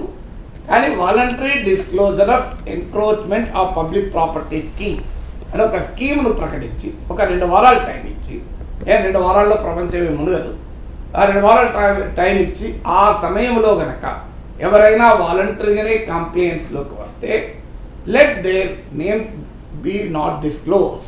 ఎందుకంటే వాళ్ళ రిప్యుటేషన్కు సంబంధించింది. ఎందుకంటే ఈ బిల్డర్లు, రియల్ ఎస్టేట్ కంపెనీలు, నీకు వ్యాపారమే రిప్యుటేషన్ పైన కదా. ఇంకా పలానా జేబేరి అంటే ఒక రిప్యుటేషన్, పలానా కంపెనీ అంటే ఒక రిప్యుటేషన్ ఉంటుంది. సో ఆ రిప్యుటేషన్ పోకూడదు కనుక ఈ పని చేయండి, పని అయిపోతుంది కదా. ఇప్పుడు ఈ ఆపరేషన్ మొదలైన ఇప్పటికో 2 నెలలు అవుతుంది కదా. ఇప్పుడు మురళీమోహనే ఒప్పుకున్నట్టు పేపర్లో వచ్చింది, షెడ్లు ఉన్నాయి. హైడ్రా వస్తుందని తెలుసు కదా, షెడ్లు మొదలే తీసుంటే ఇవాళ నోటీస్ ఇవ్వాల్సిన అవసరం ఉండేది కాదు కదా. నెల కింద కనుక జయవేరి వాళ్ళు ఆ షెడ్లు తొలగించి ఉంటే ఇక నోటీస్ వచ్చేది ఉండేది కాదు. జయవేరి కూడా అని మనం చర్చించాల్సిన అవసరం ఉండేది కాదు కదా. తెలుగుదేశం మాజీ ఎంపీ కూడా అని చర్చించాల్సిన అవసరం ఉండేది కాదు కదా. సో ఈ చర్చ ఉండేది కాదు కదా, తీసేయాల్సిండే 1 month క్రితం పని అయిపోయేది. అసలు హైడ్రా దాకా జోలికే రాకపోవు. అందువల్ల ప్రభుత్వం ఈ ఫెసిలిటేషన్ ఇవ్వాలి. సో ఈ 2 వారాల తర్వాత మాత్రం మెర్సిలెస్గా కూల్చేస్తాం, 2 వారాల్లో మీరు చేయండి. అది కంపెనీల బిల్డర్ల రిప్యుటేషన్ కాపాడటానికి ఉపయోగపడుతుంది. ఎందుకంటే ఇప్పటిదాకా వ్యవస్థ నడిచింది కనుక నడిపించుకున్నారు అందరూ. సో లెట్ గవర్నమెంట్కు గుడ్ ఇంటెన్షన్ ఉంటే ఆ పని చేయమని చెప్తున్నారు. Right sir. ఇక FTL అండ్ బఫర్ జోన్లో ఫాతిమా కాలేజ్ కూడా ఉంది అనేది హైడ్రా అదే అధికారులు చెప్తున్న పరిస్థితి. సో ఫాతిమా కాలేజీ జోలికి వస్తే ఊరుకోమని చెప్పి ఓవైసీ ఒక వార్నింగ్ కూడా ఇచ్చారు సార్ గతంలో. రాజాసింగ్ దీని మీద ఫైట్ చేస్తూ ఉన్నారు. పేదల ఇళ్ల జోలికి వస్తూ ఉన్నారు రేవంత్ రెడ్డి గారు. మీరు ఫాతిమా కాలేజ్ వైపునకు వెళ్ళడానికి మీకు బుల్డోజర్లు దొరకతలేదా అని చెప్పి ఆయన సెటరిక్గా కమెంట్ చేశారు సార్. ఒకసారి రాజాసింగ్ బైట్. బోరాబండ సున్నం చెరువు పక్కనే ఉన్న బిల్డింగ్స్, ఇల్లులు డిమాలిష్ చేస్తున్నారు. నేను హైడ్రా కమిషనర్ గారికి, అదేవిధంగా తెలంగాణ ముఖ్యమంత్రి గారికి ఇంతకుముందు కూడా చెప్పినాను, ఇవాళ కూడా చెప్తున్నాను. ఈ ఫాతిమా ఓవైసీ కాలేజ్ని మీరు ఎప్పుడు డిమాలిష్ చేస్తారు? వాళ్ళకి నోటీస్ కూడా పంపించేసినారు. మళ్ళీ ఇంకా లేట్ ఎందుకు అవుతుంది? ఇవాళ జనాలు అంటున్నారు ఈ హైడ్రా కాదు, ఇది హైడ్రామా నడుస్తుంది. పేదోళ్ళది ఇల్లులు పొరగొట్టడానికి ఇమీడియట్గా వీళ్ళ దగ్గర జేసీపీలు, పెద్ద పెద్ద మిషన్లు దొరుకుతుంది. మళ్ళీ ఈ ఫాతిమా కాలేజ్ని పలగొట్టడానికి ఎందుకు ఇంత లేట్ అవుతుంది? ఏదో కాంప్రమైజ్ అయిపోయిందా ముఖ్యమంత్రికి, ఎంఐఎంఓలకి? లేక అక్బరుద్దీన్ ఓవైసీ వార్నింగ్ ఇస్తే ముఖ్యమంత్రి గారు భయపడ్డారా అని జనాల్లో ఈ విధంగా ఒక చర్చ జరుగుతుంది. నేను రేవంత్ రెడ్డి ముఖ్యమంత్రి గారికి ఒక్క మాట చెప్తున్నా, మీరు ఇంత పెద్ద ఎత్తున హైడ్రా ఒక కమిటీని ఇలా మీరు యాక్టివ్ చేసినారు, మిషనరీ అపాయింట్ చేసినారు, ఎక్కడెక్కడ చెరువులు కబ్జా అయింది దానికి మళ్ళొక్కసారి క్లీన్ చేయాలి, చెరువుల్ని కాపాడాలని ఒక మీరు డిసిషన్ తీసుకున్నారు. హైడ్రా అధికారులు బోరాబండ సున్నం రైట్ సార్, ఇది వ్యాలిడ్ క్వశ్చనే కదా సార్, వ్యాలిడ్ క్వశ్చనే. బట్ రేవంత్ రెడ్డి ఖచ్చితంగా సమాధానం కూడా చెప్పాలి. కాలేజ్ అయినా ఫలానా కాలేజ్ అయినా Yeah. వివక్ష ఉండకూడదు. Yes, sir. అది ఓవైసీ అయినా నాగేశ్వర్ అయినా తేడా ఉండకూడదు. Yes, sir. దాంట్లో ఏమీ డిస్ప్యూట్ లేదు. డెఫినెట్గా ఓవైసీ ఒకవేళ ఎఫ్టీఎల్లో ఒకవేళ ఎందుకంటున్నా అంటే నేను కాదు జడ్జి చేయాల్సింది, నిర్ణయించాల్సింది కనుక. సో ఇప్పుడు నోటీసులు ఇచ్చారని కూడా ఒక గౌరవ శాసనసభ్యుడు చెప్తున్నాడు. సో అది ఎఫ్టీఎల్లో ఉంటే కాలేజెస్ స్కూల్స్కి అయితే ఒక ప్రిన్సిపల్ అందరూ అడుగుతున్నారు. ఎందుకంటే వాటిని తొలగిస్తే ఒక సమస్య ఏమొస్తుందంటే పిల్లలు రేపటి నుంచి ఎక్కడ వాళ్ళ విద్యా సంవత్సరం ఎఫెక్ట్ అవుతుంది. సో దానికి ఆ సమ్మర్ వెకేషన్లో తొలగించడమో ఏదో ఒకటి చేయాలి. సో ఒక టైం పీరియడ్ చెప్పి ఇంకో పలానా పీరియడ్లో మేము తొలగిస్తామని అని పబ్లిక్గా చెప్పడం. ఎందుకంటే ఇప్పుడు ఎన్ కన్వెన్షన్ తొలగించినప్పుడు ఈ చర్చ వచ్చింది. మరి ఎన్ కన్వెన్షన్ తొలగిస్తారని తెలియక అది బుక్ చేసుకున్న వాళ్ళు ఉంటారు. మ్యారేజ్ 4 వారం రోజుల్లో 10 రోజుల్లో మ్యారేజ్ ఉంటుంది. వాళ్ళ పరిస్థితి ఏంటి? మీరు ఎన్ కన్వెన్షన్ కూల్చారు, వాళ్ళ వెంటనే మళ్ళీ ఫంక్షన్ హాల్ దొరకదు. ఆ ఇబ్బంది వస్తుంది. ఆ ప్రశ్న నిజంగానే ఉంది. తర్వాత మీకు ఆ ప్రశ్న వాళ్ళెవరు మేము బుక్ చేసుకున్నాం మాకు అన్యాయం అయింది అని బయటికి వచ్చి అనలేదు. ఎందుకంటే కొంత స్థాయి ఉన్న వాళ్ళే బుక్ చేసుకుంటారు ఎన్ కన్వెన్షన్ కనుక వారు బహుశా ఇంకా ఆల్టర్నేటివ్ అరేంజ్మెంట్ చేసుకొని ఉండాలి. కానీ ఎడ్యుకేషన్ ఇన్స్టిట్యూషన్స్కి వచ్చే వరకు ఒక ప్రిన్సిపల్ ఏంటంటే అది అకాడమిక్ ఇయర్ మధ్యలో కూల్చకూడదు. ఎందుకంటే అకాడమిక్ ఇయర్ మధ్యలో కూలిస్తే పిల్లలు ఎఫెక్ట్ అయ్యేది పిల్లలు ఓవైసీలు కాదు. ఎందుకంటే సాధారణ పిల్లలు ఎఫెక్ట్ అవుతారు కదా, వాళ్ళు చదువు ఎట్లా. సో మళ్ళీ వెంటనే ఎక్కడ ఇన్స్టిట్యూషన్ ఏర్పడుతుంది. అందువల్ల మీరు ఇప్పుడు సమ్మర్ హాలిడేస్కి ఇంకా సమయం ఉంది, సఫిషియెంట్ సమయం ఉంది. ఆల్టర్నేట్గా వాళ్ళు మళ్ళీ అకామిడేషన్ కూడా ఏర్పాటు చేసుకోవడానికి కూడా సమయం ఉంది. సో అందువల్ల ఖచ్చితంగా అది ఓవైసీ కావచ్చు ఇంకెవరు కావచ్చు ఎడ్యుకేషన్ ఇన్స్టిట్యూషన్కు సఫిషియెంట్ టైం నోటీస్ ఇచ్చి వాళ్ళు ఆల్టర్నేట్ అకామిడేషన్ చూసుకొని ఆ సమయంలో వెకేషన్ పీరియడ్లో డిమాలిష్ చేయాల్సి ఉంటుంది. 2 డెఫినెట్గా ఒక పొలిటికల్ క్వశ్చన్. కాంగ్రెస్ అనే కాదు, ఎవరు అధికారంలో ఉన్నా ఓవైసీల జోలికి రారు, ఎవరు ఎంఐఎంతో పెట్టుకోరు అనేటువంటి భావన అందరికీ ఉంది. అది నిజం కూడా. ఎందుకంటే ప్రభుత్వాలు ఎవరున్నా వాళ్ళకు అన్డిక్లేర్డ్ అలియన్స్ ఎంఐఎంతో ఉంటుంది. ఇందులో అనుమానం లేదు. అది గతంలో 10 ఏళ్ళు ఉమ్మడి రాష్ట్రంలో కాంగ్రెస్తో ఉంది, ఈ 10 ఏళ్ళు బీఆర్ఎస్తో ఉంది, ఇప్పుడు మళ్ళీ కాంగ్రెస్తో కూడా ఉంటుంది. ఎవరితోనైనా ఉంటుంది, వాళ్ళ ప్రత్యేకత అది. సో అందువల్ల హైదరాబాదులో తమ పలుకుబడిని ముట్టుకోకపోతే రాష్ట్రం మిగతా ప్రాంతాల్లో మైనారిటీ ఓట్లు అధికార పార్టీకి వచ్చేలా సహకరిస్తారు. కనుక ఇది ఒక political alliance, undeclared political alliance. అందువల్ల ఇది డెఫినెట్గా అధికారం ఉన్నవారికి ఉన్న వారి నిజాయితీకి ఒక పరీక్ష. అందువల్ల రాజా సింగ్ పెడుతున్న పరీక్ష కాదు, ఇది రాజకీయ వ్యవస్థలో ఉన్న పరీక్ష. అందువల్ల ప్రభుత్వము ఎలాంటి వివక్ష చూపదు, ప్రభుత్వం హైడ్రా ఎవరి జోలికైనా వెళ్తుంది అనే విశ్వాసం కల్పించాలి అంటే అది చేయాలి. గతంలో పత్రికలు వచ్చిన ఎంఐఎం ఎమ్మెల్సీకి సంబంధించినవి కూడా కూల్చారని. కానీ ఎమ్మెల్యే ఎమ్మెల్సీలు కార్పొరేటర్లు కాదు కదా, ఓవైసీలకే సంబంధించినవి ఉన్నప్పుడు ఖచ్చితంగా యాక్షన్ ఎక్కడలేని క్రెడిబిలిటీ కూడా పెంచుతుంది. నిజంగానే హైడ్రా ఆపరేషన్లో ఓవైసీలకు చెందిన ప్రాపర్టీస్ కూడా ఎఫ్టీఎల్లో బఫర్ జోన్లో ఉంటే కనుక కూలిస్తే హైడ్రాకి ఎక్కలేని లెజిటిమసీ పెరుగుతుంది, రేవంత్ రెడ్డికి ఎక్కలేని క్రెడిబిలిటీ కూడా వస్తుంది. ఎందుకంటే ఓవైసీలను కూడా వదలలేదు అన్న తర్వాత ఎవరు ప్రశ్నించారు ఎవరు. అందువల్ల అది ఆ ఆపరేషన్ మరి డెఫినెట్గా Hydraa should act upon it. ఒకవేళ ఓవైసీల ఆక్రమణలో కనుక ఎఫ్టీఎల్ బఫర్ జోన్లు ఉంటే ఖచ్చితంగా చర్యలు తీసుకోవాల్సిందే. అందులో డిస్ప్యూట్ ఏమీ లేదు. రాజకీయాల్లో ఎవరు అనేది కాదు. If it is a public policy అయినప్పుడు public policy should apply to everybody కదా, independent of politics, independent of anything. అందువల్ల రాజా సింగ్ మరి ఓవైసీల మీద ఎందుకు పడ్డాడంటే అది ఆయన విధానం. ఆయన ఓవైసీ ఎందుకు పడితే ఇంకోరి మీద పడవచ్చు.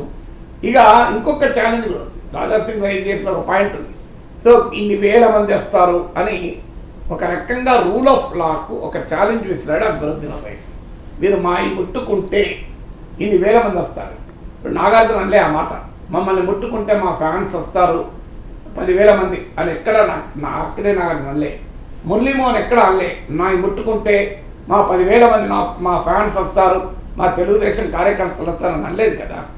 కానీ అక్బరుద్దీన్ ఓవైసీ అన్నాడు, రూల్ ఆఫ్ లాను ఛాలెంజ్ చేసినప్పుడు సమాజము ఈ rule of law non state actors రాజ్యేతర శక్తులకు ప్రభుత్వేతర శక్తులకు తలవంచుతుందా, చట్టం ఎన్ఫోర్స్మెంట్కు ఉన్నటువంటి స్ట్రెంత్ ఎంత అనేది కూడా పరీక్షగా మారింది. ఎందుకంటే బహిరంగంగా సవాల్ చేశాడు ఆయన. ఇన్ని వేల మంది వస్తారు, మా యువకులు వస్తారు, ఏం చేస్తారో చూస్తారు. అందువల్ల it is much more important. Rule of లాను సవాల్ చేసినప్పుడు రూల్ ఆఫ్ లా ఎన్ఫోర్స్ కావాలా వద్దా? సో అందువల్ల లెటర్స్ ది ప్రభుత్వం ఆన్సర్ చెప్పాల్సింది. Right sir. ఇక సెప్టెంబర్ 9, 2023 చంద్రబాబు నాయుడు అరెస్ట్ అయిన రోజు సార్, కరెక్ట్గా ఏడాది క్రితం నంద్యాలలో అరెస్ట్ చేశారు, విజయవాడకు తరలించారు, అక్కడి నుంచి రాజమండ్రి సెంట్రల్ జైలుకు తరలించారు. సో చంద్రబాబు అరెస్ట్ కక్షపూరితం అనే కమెంట్ చేశారు అప్పట్లో కూటమి నేతలు. అరెస్టు చేసేంత కేసు కాదు అని చెప్పి కొంతమంది మేధావులు కూడా అభిప్రాయపడిన పరిస్థితుల్లో జగన్ పతనంలో చంద్రబాబు అరెస్ట్ ప్రభావం ఎంత అంటే ఏం చెప్తారు సార్? అంటే ఎన్నికల్లో ఫలితాలపై ఒక ఫ్యాక్టర్ మాత్రమే పనిచేయదు. Any election wording is a cumulative impact of several factors. ఏ ఒక్క ఫ్యాక్టర్తో ఎన్నికల్లో గెలవరు ఓడరు. సో జగన్మోహన్ రెడ్డి చేసిన అనేక తప్పుల్లో ఇది ఒక తప్పు పొలిటికల్గా. ఎందుకు తప్పు అంటే కేసు పెట్టవద్దు అని ఆ కేసు పెట్టడమా పెట్టవద్దా అన్నది కాదు ఇక్కడ. సో ఆ కేసులో ఎప్పుడైనా అరెస్ట్ అంటే ఏంటి, ఎప్పుడు అరెస్ట్ చేయాలి, ఇది సుప్రీంకోర్టు నేను ఆ రోజులో కూడా చెప్పాను. నేను నా వీడియోలు పాతవి కూడా ఉంటే చూడండి. చంద్రబాబుకు బెయిల్ ఇవ్వాల్సిందే అని ఇప్పుడు కాదు, చంద్రబాబు అరెస్ట్ అయినప్పుడు కూడా మాట్లాడారు. అన్ఫార్చునేట్లీ ఇవి చూడరు. ఇవి చూడక వాళ్ళకి ఎవరికి అవసరమైన వాళ్ళే చూసుకుంటారు అన్ఫార్చునేట్లీ. మరి ఇది చూస్తే తెలుగుదేశం వాళ్ళని ట్రోల్ చేయరు. నేను ఇప్పుడు కాదు అన్నది, మీరు కావాలంటే యూట్యూబ్లో ఉన్నాయి చూడండి. అరెస్ట్ అయిన సమయంలో అన్నాను, అంటే ఏడాది క్రితం చెప్పాను. ఇవాళ మీరు గత 3-4 నెలలుగా నా పైన ట్రోల్స్. మరి అప్పుడు ఎందుకన్నాను నేను చంద్రబాబుకు బెయిల్ ఇవ్వాల్సిందే అన్నాను ఆ రోజు కూడా. ఎందుకన్నాను, bail is a rule, jail is an exception. ఇది సుప్రీంకోర్టు చెప్పిన తీర్పు. ఈవెన్ పిఎంఎల్ఏ కేసులో కూడా రైట్ టు స్పీడీ రికవరీ అనే ప్రిన్సిపల్ పైన బెయిల్ ఇచ్చింది కదా సుప్రీంకోర్టు. మనీష్ సిసోడియాకి ఇచ్చారు, కవితకి ఇచ్చారు కదా. సో అందువల్ల బెయిల్ ఈజ్ ఎ రూల్ అని ఎందుకంటారు అంటే బెయిల్ ఇవ్వడానికి ఏంటి ఫ్యాక్టర్స్. సో ఇది ఒక ఏసీబీ కేసు. బెయిల్ ఇవ్వచ్చా ఇవ్వకూడదా, బెయిల్ ఇవ్వాలా ఇవ్వకూడదా అన్నదానికి ఏంటి ఒకటే ప్రిన్సిపల్. కొన్ని ప్రిన్సిపల్స్ అంటే బెయిల్ ప్రభుత్వం ఇస్తుందా అంటే ప్రభుత్వం అపోజ్ చేయడం వల్ల కదా. ప్రభుత్వం అపోజ్ చేయకపోతే ఏ కోర్టు అయినా బెయిల్ ఇస్తుంది కదా. ఏసీబీ లాయర్లు అపోజ్ చేయలేదు అనుకోండి బెయిల్, అసలు నీకు బెయిల్ అనే సమస్య రాదు కదా. అసలు అరెస్ట్ కూడా చేయాల్సిన అవసరం లేదు కదా. ఏంటి అరెస్ట్ ఎప్పుడు అవుతారు? అప్పుడు నువ్వు కోర్టులో విచారణ జరిపి నేరం రుజువైతే అరెస్ట్ అవుతాడు. ముందు ఎందుకు అరెస్ట్ చేయాలి? అరెస్ట్ ఎందుకు చేయాలి? ఒకటి, ఒక వ్యక్తి ఫ్లైట్ రిస్క్ ఉంటే అరెస్ట్ చేయాలి. అంటే ఆ వ్యక్తి దేశం విడిచి వెళ్ళిపోతాడు, చట్టానికి దొరకడు. అంటే చంద్రబాబు నాయుడు దేశం విడిచి పోయేవాడు కాదు, చట్టానికి దొరకకుండా తిరిగేవారు కాదు. ఇక నెంబర్ 2, సాక్షుల్ని ప్రభావితం చేయడం, సాక్ష్యాధారాల్ని తారుమారు చేయడం. ఈ 2 చేయలేడు. ఎందుకంటే ఆ కేసు అప్పటికే 2 ఏళ్ల ముందు రిజిస్టర్ అయిన కేసు. 2 ఏళ్ల ముందు రిజిస్టర్ అయిన కేసు కాదు. ఆయన ఏం అధికారంలో లేడు. మరి ఎప్పుడో రిజిస్టర్ అయిన కేసు. ఆయన అరెస్ట్ ఆయన ముఖ్యమంత్రిగా లేనప్పుడు సాక్షులు ఎలా ప్రభావితం చేస్తాడు, సాక్ష్యాధారాలను ఎలా తారుమారు చేస్తాడు? చంద్రబాబు నాయుడు అరెస్ట్ అయ్యే టైంకి బోలెడు సాక్ష్యాధారాలు ఆల్రెడీ సేకరించి పెట్టారు కూడా. అది హైకోర్టు నా తీర్పులో కూడా చెప్పి ఆల్రెడీ కేసు అడ్వాన్స్ స్టేజ్లోకి వచ్చింది. మరి ఎందుకు అరెస్ట్ చేశారు? ఆన్సర్ లేదు. ఇక 4వది ఏంటి, ఆ క్రైమ్ మళ్ళీ రిపీట్ చేస్తాడు అనుకున్నప్పుడు అరెస్ట్ చేయాలి. చంద్రబాబు నాయుడు ముఖ్యమంత్రిగా లేడు కనుక ఆ క్రైమ్ మళ్ళీ రిపీట్ అయ్యే అవకాశం లేదు. అందువల్ల చంద్రబాబు నాయుడును ఈ కేసు కోసం అరెస్ట్ చేయాల్సిన అవసరమే లేదు. ఒకవేళ అరెస్ట్ అయితే బెయిల్కు ఏసీబీ అపోజ్ చేయాల్సిన అవసరమే లేదు. బెయిల్ వెంటనే రావాలి. అందువల్ల ఖచ్చితంగా ఆ చంద్రబాబును అరెస్ట్ చేయడం అనేది అది రాజకీయ కక్షలో భాగమే. నేను ఆ కేసులో నిజం ఉందా లేదా, చంద్రబాబు నాయుడు తప్పు చేశాడా తప్పు చేయలేదా అనే జోలికి కూడా వెళ్ళడం లేదు. అది తర్వాత చర్చ, అది కోర్టులు నిర్ణయిస్తాను, నేను కానీ నిర్ణయించాలి. కేసు తప్పు ఒప్పులతో సంబంధం లేదు. Irrespective of the merits of the case, ఈ కేసులో చంద్రబాబు నాయుడు అరెస్ట్ చేయాల్సిన అవసరం అయితే లేదు. కేసు నువ్వు విచారణ జరిపించుకోవచ్చు. నీవు కోర్టే శిక్ష విధించిన రోజు కోర్టే కన్విక్ట్ చేస్తే జైలుకి వెళ్తాడు. మరి నువ్వు ఎందుకు చేయాలి? సుప్రీంకోర్టు దాకా ఎందుకు వెళ్ళాలి? అందువల్ల ఖచ్చితంగా ఇది రాజకీయ కక్షతో కూడిన చర్య అనేది స్పష్టంగా ఆ రోజు చెప్పాను, ఈరోజు చెప్పాను. ఇవాళ కొత్తగా చెప్పింది కాదు. జైలు చంద్రబాబు నాయుడు బెయిల్ రావాల్సిందే అన్న వీడియోలో కూడా చెప్పాను. ఇక ఆ రోజుల్లో కూడా పదే చెప్పాను. ఇప్పుడు కాదు, ఎన్నికలకు ముందు కూడా చంద్రబాబు నాయుడు అరెస్టు తెలుగుదేశం ఓటర్లు కాని వారిపై కూడా ప్రభావం చూపుతుంది. ఇది ఎన్నికల్లో ఎంత ప్రభావం చూపుతుందో నాకు తెలియదు, కానీ బట్ తెలుగుదేశంతో సంబంధం లేని వారు కూడా ఈ అరెస్టు పట్ల వ్యతిరేకంగా ఉన్నారు అని నా అబ్జర్వేషన్ ఏడాది క్రితం కూడా చెప్పాను. నేను పాత వీడియోలో ఉన్నది చూడండి. అంటే తెలుగుదేశం శ్రేణులే కాదు, తెలుగుదేశానికి సంబంధం లేని వారు కూడా చంద్రబాబు నాయుడు అరెస్ట్ చేయాలని అంగీకరించలేకపోతున్నారు అని. ఇది రెండవ ఫ్యాక్టర్. అందువల్ల ఖచ్చితంగా జగన్మోహన్ రెడ్డి చేసిన వివిధ పొరపాట్లలో ఇదొక పొరపాటు. అయితే దీని పోర్షన్ ఎంత ఆయన పతనానికి అంటే అలా మెజర్మెంట్ చేస్తానికి ఏ మెథడ్ లేదు కనుక ఎవరూ చెప్పలేరు. ఎందుకంటే ఏ ఎన్నిక అయినా ఏ ఫలితమైనా అనేక అంశాలతో ముడిపడి ఉంటుంది, ఒక్క అంశంతో ఆధారపడి ఉండదు. Sir next, YS Jaganmohan Reddy మాజీ ముఖ్యమంత్రి చంద్రబాబు నాయుడిని ఉద్దేశిస్తూ ఈ వరద పరిస్థితుల్లో, ఈ విపత్తులో మీరేం చేస్తూ ఉన్నారు అంటూ ఒక 8 ప్రశ్నలతో ఒక ట్వీట్ చేశారు సార్. రాష్ట్రంలో అసలు ప్రభుత్వం ఉందా? సీఎం చంద్రబాబుపై వైఎస్ జగన్ ధ్వజం. సాయం అందించడంలో ఎంత చేతగానితనమా? అంటే చాలా ప్రశ్నలు ఉన్నాయి సార్, అన్నీ 1 by 1 మీరు అనుమతిస్తే చదువుతాను. ఫస్ట్ క్వశ్చన్, చంద్రబాబు నాయుడు గారు, విజయవాడలో వరద వచ్చి 8 రోజులు గడుస్తున్నా బాధితులకు ఇప్పటికీ దారి తన్ను లేకుండా పోయింది. ఇంకా ఆకలి కేకలు వినిపిస్తూనే ఉన్నాయి. అసలు ప్రభుత్వం ఉందా లేదా అని అనిపిస్తోంది. వరదల కన్నా మీ నిర్వాకాల వల్ల నెలకొన్న విషాదం, మీ అసమర్థత వల్ల వచ్చిన నష్టం భారీగా ఉంది.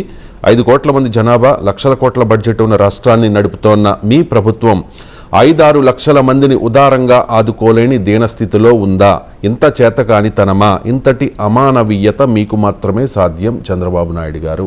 ఈ ఫస్ట్ క్వశ్చన్ సార్. ఇది 5-6 లక్షల మందిని కూడా మీరు కాపాడలేకపోయారు 5 కోట్ల మంది ప్రజలున్న రాష్ట్రంలో. అండ్ 8 రోజులైనా ఇప్పటికీ కూడా సాధారణ స్థితికి మీరు తీసుకురాలేకపోయారు. ఇది జగన్ అడిగిన ప్రశ్న సార్, మొదటి ప్రశ్న. చెప్పండి, మిగతా ప్రశ్నలు తెలియాలి కదా. అంటే మొత్తం టైం ఎక్కువ తీసుకుంటుంది ఫస్ట్ ప్రశ్నకి. అది ఒక ఫండమెంటల్ పాయింట్. ప్రభుత్వము చేసే పనిలో ఇక్కడ గ్యాప్స్ ఉన్నాయి. ఇప్పుడు ఇది విపత్తు సమయం. సాధారణ సమయంలో ఉండే పొలిటికల్ రెటోరిక్ విపత్తు సమయంలో ఉండకూడదు. విపత్తు సమయంలో రాజకీయ పార్టీలు బాధ్యతాయుతంగా ఉండాలి. అంటే నేను ప్రభుత్వం చేస్తున్న పనిలో లోపాలుంటే ఎత్తి చూపొద్దని, అది ప్రతిపక్షాల ఈ సమయంలో మాట్లాడకూడదని అనడం లేదు. కానీ ఈ సమయంలో కన్స్ట్రక్టివ్ క్రిటిసిజం, నిర్మాణాత్మకమైన విమర్శలు, మరీ ముఖ్యంగా చేయాలంటే సూచనలు, ఇక్కడ గ్యాప్ ఉంది, ఈ పని చేయండి అని స్పెసిఫిక్గా విత్ ఎగ్జాంపుల్ చెప్పాలి. ఉదాహరణకు, మీరు ఆ గేట్లు తెరిచి బుడమేరు గేట్లు తెరిచే ముందు ఇన్ఫర్మేషన్ జనానికి ఇవ్వలేదు, ఇచ్చి ఉంటే ఈ రకమైన పరిస్థితి వచ్చేది కాదు అని ఒక విమర్శ వచ్చింది. ఆ విమర్శ చాలామంది చేస్తున్నారు. సో ఇప్పటికి కూడా ప్రభుత్వం స్పష్టంగా మేము గేట్లు ఎత్తే సమయంలో చెప్పాము అని ఎక్కడ అనలేదు. ఎందుకంటే నేను చూశాను మీడియాలో కూడా ఇరిగేషన్ అధికారులు స్పష్టంగా చెప్తున్నారు, మేము చాలా ముందు కొన్ని గంటల ముందే ఎంఆర్ఓలకు కలెక్టర్లకు కూడా ఇన్ఫర్మేషన్ ఇచ్చాం, గేట్లు ఎత్తబోతున్నామని.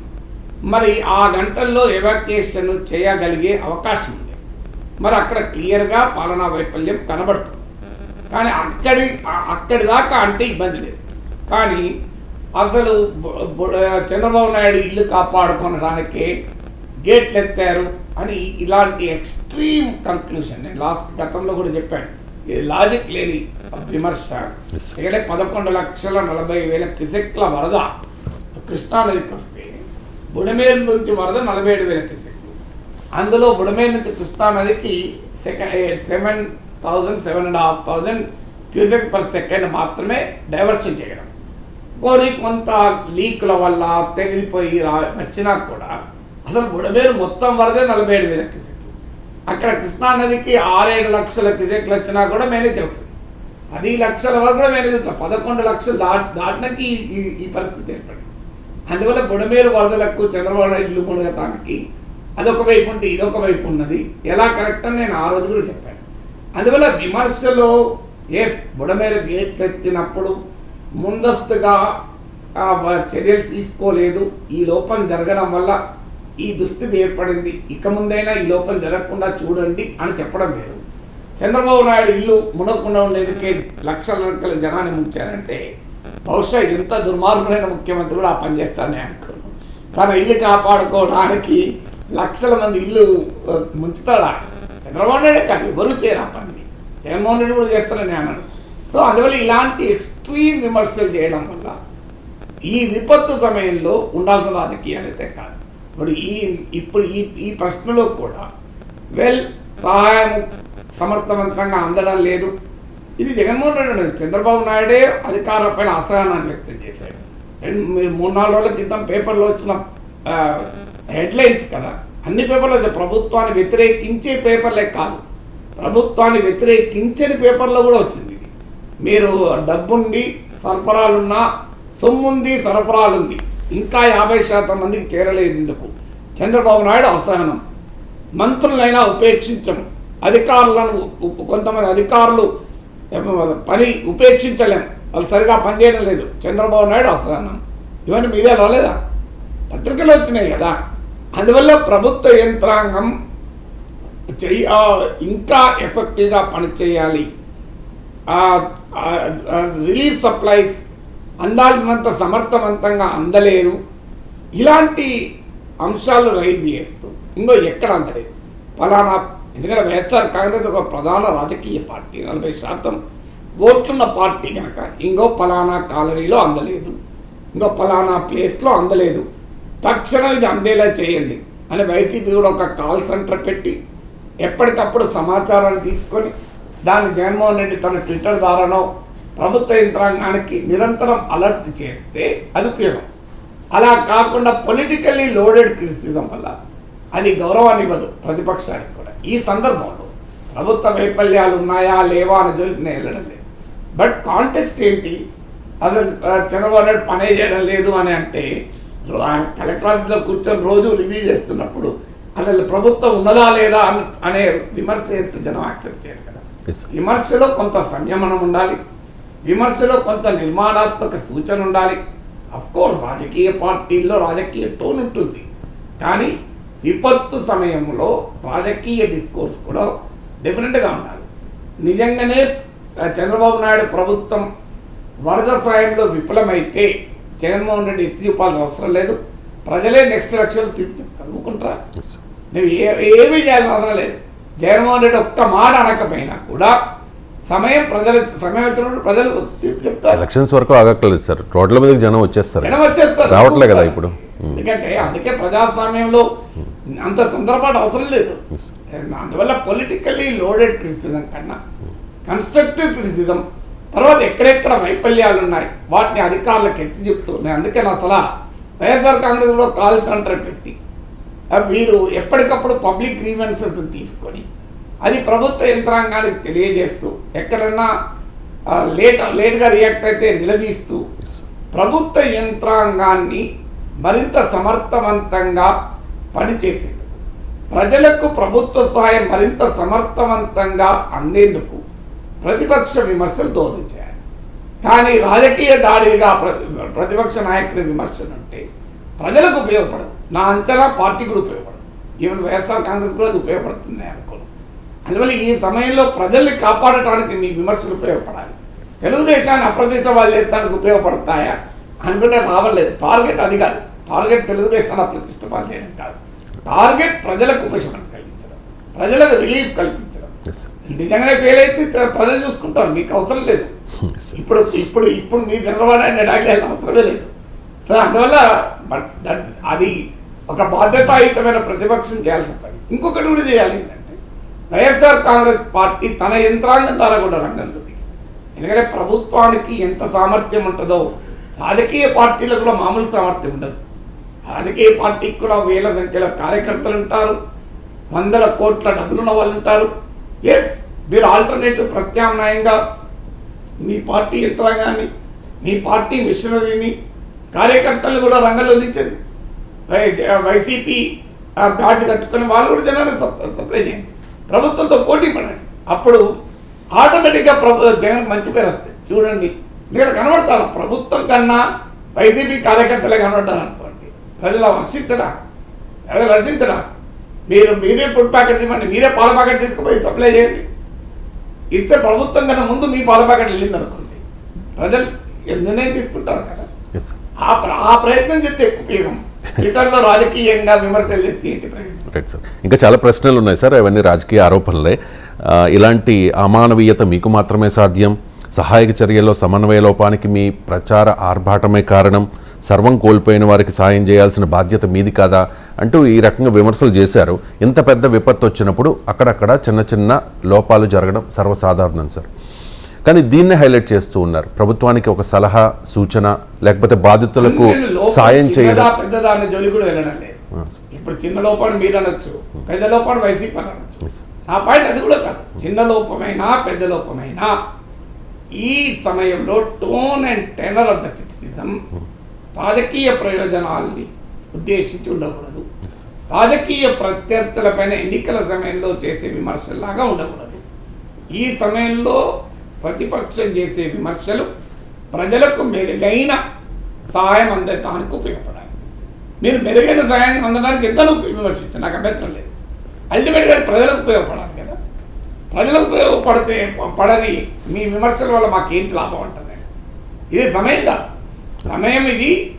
ప్రభుత్వాన్ని చేసే విమర్శలు ప్రజలకు మెరుగైన సహాయం అందుతుందా నేను చేసే విమర్శ వల్ల అనే క్రైటీరియా పెట్టుకొని మీరు విమర్శించండి, అభ్యంతరం లేదు. ఆ ప్రతిపక్షాలు విమర్శించకపోతే ఎవరు విమర్శిస్తారు? కానీ ప్రతిపక్షం ఈ పని ఇంకో పలానా చోట, పలానా సింగినగర్లో, ఇంకో పలానా ప్లేస్లో, పలానా కాలనీకి ఇప్పటికీ పాలందడం లేదు, ఇంకో పలానా ఇళ్లలో ఇప్పటికీ బురద ఉంది, దీన్ని ఎప్పుడు తొలగిస్తా, వారం రోజులు అయింది అని చెప్పండి. అది ఎక్కువ ఉపయోగం కదా. నేను ఇంతమంది చెప్పినా అలా మీ పార్టీ వాళ్ళు కూడా దించారు రంగంలోకి. మీ పార్టీ వాళ్ళు మీరు ఫుడ్ ప్యాకెట్ సప్లై చేయండి, మిల్క్ సప్లై చేయండి. అసాధ్యం కాదు కదా. వైఎస్ఆర్ కాంగ్రెస్ ఉన్న వనరులలో ప్రతిరోజు 1 లక్ష ప్యాకెట్ల పాలు సప్లై చేయలేరా? ఎంత ఎఫెక్టివ్గా ఉంటుందో చెప్పండి. రైట్ సార్, అదే అడుగుతూ ఉన్నారు సార్ కూటమి నేతలు. ఒకవైపు జగన్ రాజకీయ విమర్శలు చేస్తూ ఉంటే, ఒకవైపు సహాయ కార్యక్రమాల్లో పాల్గొంటూనే మంత్రులు కూడా రియాక్ట్ అవుతూ ఉన్నారు. ఇప్పటివరకు వివిధ స్వచ్ఛంద సంస్థలు, అలాగే తెలుగుదేశం పార్టీకి మద్దతు ఇచ్చే ప్రముఖులు, సినీ ప్రముఖులు, అలాగే పారిశ్రామికవేత్తలు కూడా కోట్ల రూపాయల తెలుగుదేశానికి మద్దతు ఇచ్చే వాళ్ళే కాదు, తెలుగుదేశంతో సంబంధం లేని సినీ వాళ్ళు ఇచ్చారు. అది సార్, అది నేను సెపరేట్గా చెప్పాను. టీడీపీకి మద్దతు ఇచ్చిన ప్రముఖులు, నెక్స్ట్ సినీ ప్రముఖులు వారికి కూడా టీడీపీ మద్దతు, వైసీపీ మద్దతు అని మనం అలా చేయడం కూడా సమంజసం. అదే సార్, నా పాయింట్ ఏంటంటే ఇప్పటి వరకు వైఎస్ఆర్ కాంగ్రెస్ పార్టీకి మద్దతు ఇచ్చిన వాళ్ళు, వైఎస్ఆర్ కాంగ్రెస్ పార్టీ నాయకులు జగన్ మినహా 1 కోటి రూపాయలు ఇచ్చారు సార్ జగన్మోహన్ రెడ్డి, ప్రకటించారు.